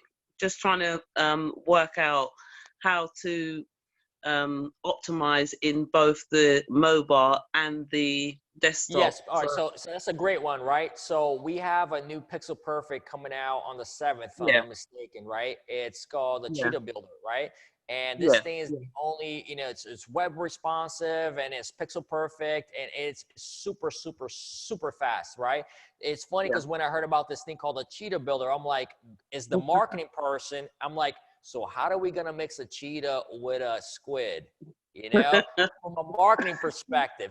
But that's me to figure it out, you know, but that's what I say. All right, now we got a cheetah involved and we're like a squid, Builderall. So then I have to figure out how to marry the both in terms of, remember, brand identity, brand message, brand everything, because the squid is actually the logo and the brand. So where does this cheetah come into play? So we had to educate, maybe create a story around these 2. I don't know, but I'll figure it out. But thank you so much. I appreciate your time and everything that you do for us, okay? You know, in case you need help, Brad, you have here 100 agencies for you. Yeah, there you go. That's something that's something we can work as an agency. Like, all right, guys, so we got this cheetah in the middle now with the squid. How are we gonna create a story around for the people? I don't know if you guys know about Salesforce, right? Which is like, it's a real also a platform out there, one of our competitors, and they're actually one of the industry standards out there too. They've been around for years. Come on, they've been around. They're like $1 billion company, more than that. But their mascots, they have a bear, they have a little girl there, and they also have an Einstein, and they're all work together in the storyline as a cartoon, right? So then that's when the first thing that I thought about, holy cow, now we got a cheetah in the middle. So what can we do something, maybe a cheetah, is walking around, and then we got this squid out there in the ocean to get, I don't know. That is something that threw me off guard. If you ever see a cheetah walking, you better look out because he's going to catch you next. Yes, my whole thing is like this, in a serious note. how can we stay consistent with the brand of the squid? How can we don't deviate from that, but we also stay to our core? Our core is the squid. That's why also, guys, I got the squid in my arm right here. And I know for a fact that I look at this thing every single day, and it reminds me who we are, the brand identity, who we are, and where do I want to take this brand to, right? So I know that this cheetah builder thing is also a tool, but I'm like, okay, does it have to fit the brand? Maybe not. Maybe it's just a tool for the time being. That's something that all comes into play. But one thing I don't want to deviate from, it's the brand shield. The brand shield is everything. It's the McDonald's sign, right? It's the Builderall, logo. We're not going to deviate from that just because we got a cheetah now. Okay, that's just the tool, but it's not the brand, the face of the brand. Go ahead. Yeah, what I wanted to share about the squid and the cheetah, basically the squid is have like multiple hands just to represent that we have so many tools that so we can do a lot of things. So this is builder all in all. Yep. And this is underwater. Just like Apple, it's called Apple, and they have like a different OS system like Lion and different things. So this is now we are on the ground, the cheetah, the fastest thing. Maybe later we'll be on the air like a eagle or something. Yeah, a maybe little zoo, a zoo. We need Oh, a dude, zoo. I even thought about maybe, like the cheetah is actually on the ground and she's closer to the water, and they're like, the squid in animation cartoon extends and almost like embrace the cheetah, like, it's like the water and ground, right? So there's a lot of things that I'm thinking about, but then I gotta be really, really careful. I don't want to deviate from what we are. We are, at the end of the day, that squid is the entire face of the brand. It's what we're going after. And just because a cheetah builder is a tool, it does not mean that's the face of the brand. The branding is everything. And that's what it comes down to. And I just definitely don't want to put a misconception out there to the public that we have two different logos, or we have two different identities, or two different mascots, or anything like that. I just want to say, let's see how this cheetah builder does. And if it's amazing, it's very, very popular, then it becomes up to the marketing department to figure out how do we put the cheetah together with the Builderall logo, meaning like next to it in terms of the marketing wise, that does not affect the face of the brand, all right, the identity of it all, because that's something that's not going to go away. Builderall is going to be here for a very, very long time, and because it's a niche that's never going to go away. There's always going to be somebody coming into online marketing, especially now with these entrepreneurs in college, coming out of college, and they want to be, marketers. So that's why you guys are super ahead of the game, guys. And just to give you a quick thing before I go, I was having dinner the other day, and I overlooked, because we always talking about marketing, but there's people out there, they don't even know about all this stuff that we're talking about. There's only like 50% of the world is really online doing like, social media. There's still so many people to come. There's all these young people that are going to come online. You guys are so ahead of the game right now. And the fact that you put in the agency and like we're doing this, there's money for everyone. We just have to make sure we operate super professional. Nobody messes this up. And remember, at the end of the day, it's about revenue, guys. Because if you have a business that doesn't make money, then it's not a business. It's just a hobby. I want everyone in here to, when they go home and they're like, you know what? At least I brought a client this week. At least I brought 2 clients this week. I don't want you to finish the week without a client. Or maybe just one client is actually paying a good retainer. All I want you to do in the beginning, guys, get 2 clients that are paying you either $2,500 or $5,000 each. Because I know for a fact, if you're making $7,000 to $8,000 a month for you guys at home doing this, not physically as a brick and mortar store, it's going to change your life. It's going to change your life. There's no way that it won't, because I know for a fact an extra $7K could help a lot of people, and you could live comfortably, and it gives you time. It doesn't give you pressure to be like, oh my God, I got to make money because I got to pay my bills. And it won't be a factor of that. You actually will enjoy more. You'll be like, okay, let me just enjoy this. Let me learn things. Now you fall in love with the game instead of being pressured to make money to survive. I don't want to hear nobody surviving mode. I want you guys to be on power mode. That's why I teach 16 days of power. It's a mind thing, how you see things, different perspective, because I want you guys to succeed. And that's why I need you guys to be, you know, super successful. And that's where we're going to get to it. Okay. Hey, Brad, can you hear me? Yes. All right. Two things. One, we don't have the directory training we had a couple of days ago. That is not updated on the agency. If you can make sure that we get that, the recording. With Yeah, the, I'll let Shelly know. Shelly told me that after I was done here with the agency stuff, just to give her a call, and she was going to upload this lesson to the agency. okay. I'll let her know that the directory builder is not there as well. In terms of the directory builder, I think the directory builder also is already on your dashboard, guys. I'm not sure. Yeah, but we're missing the training without with the Brad. That's what I'm talking about. Thank you. Second thing, we touched a little bit today, but one of the things I'm thinking of doing is working with high schools and colleges and getting interns on board, working with them, getting them trained, and obviously converting them to builder role, you know, in the process. Does it make sense? Can you give us more input, training, guidance, you know, if you have any expertise in that area, and how we can go about doing it and doing it effectively? Guys, with colleges, make sure you're going to have a physical office, because when you bring in interns with colleges, you're going to have to sign a piece of paper, and they're going to know, obviously, because these kids are not going to come to work out of your house, right? So you're going to have to be working with an agency or some kind of business outside of your home. So, and because these students will get credit, that's the way it works. Internship, they work to get credit for their school. So it's almost like they're going to class, but they're going to work.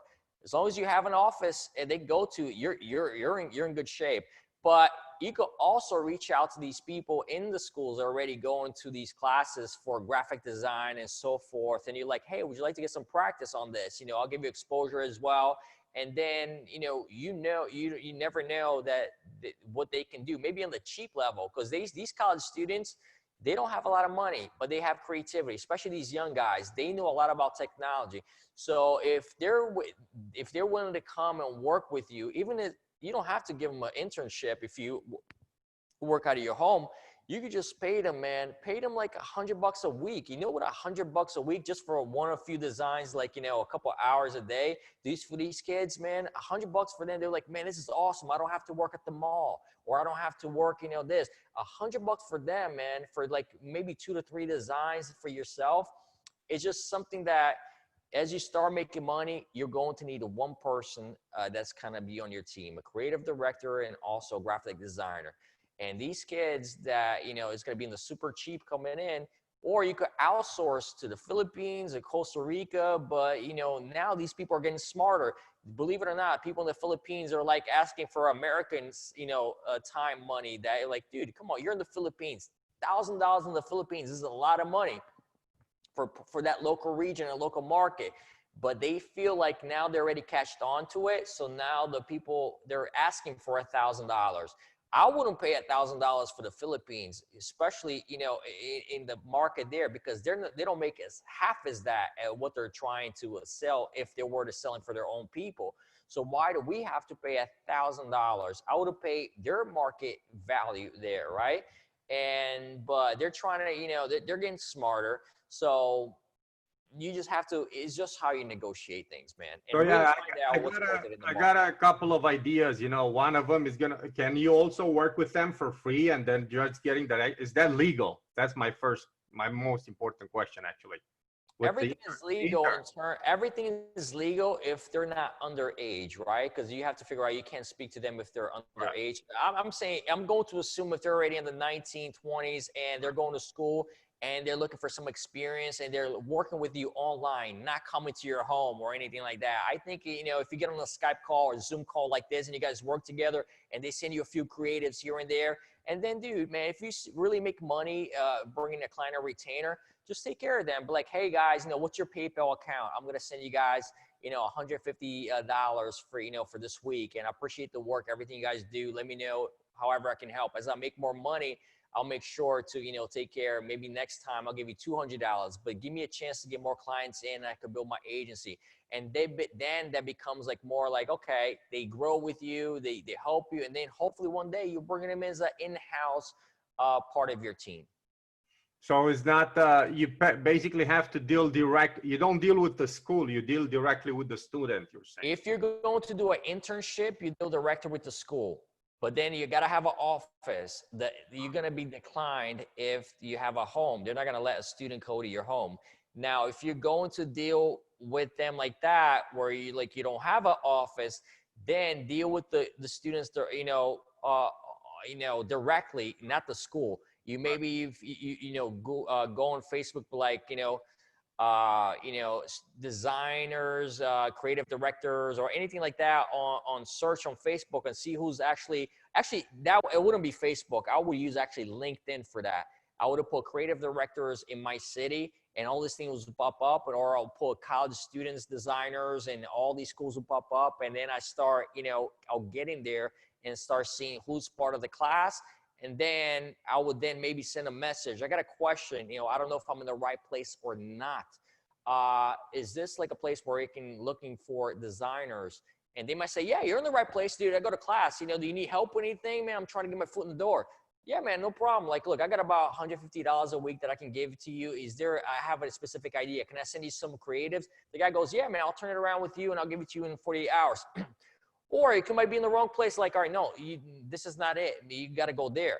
But you just ask. I think LinkedIn will be the perfect place to ask for the student one-on-one. And then if you're looking for an internship, you have an office, go straight to the school. All right, cool. Thanks. This helps. Thank you very much. All right, so I guess we'll wrap it up here, guys, and I'll see you guys all tomorrow.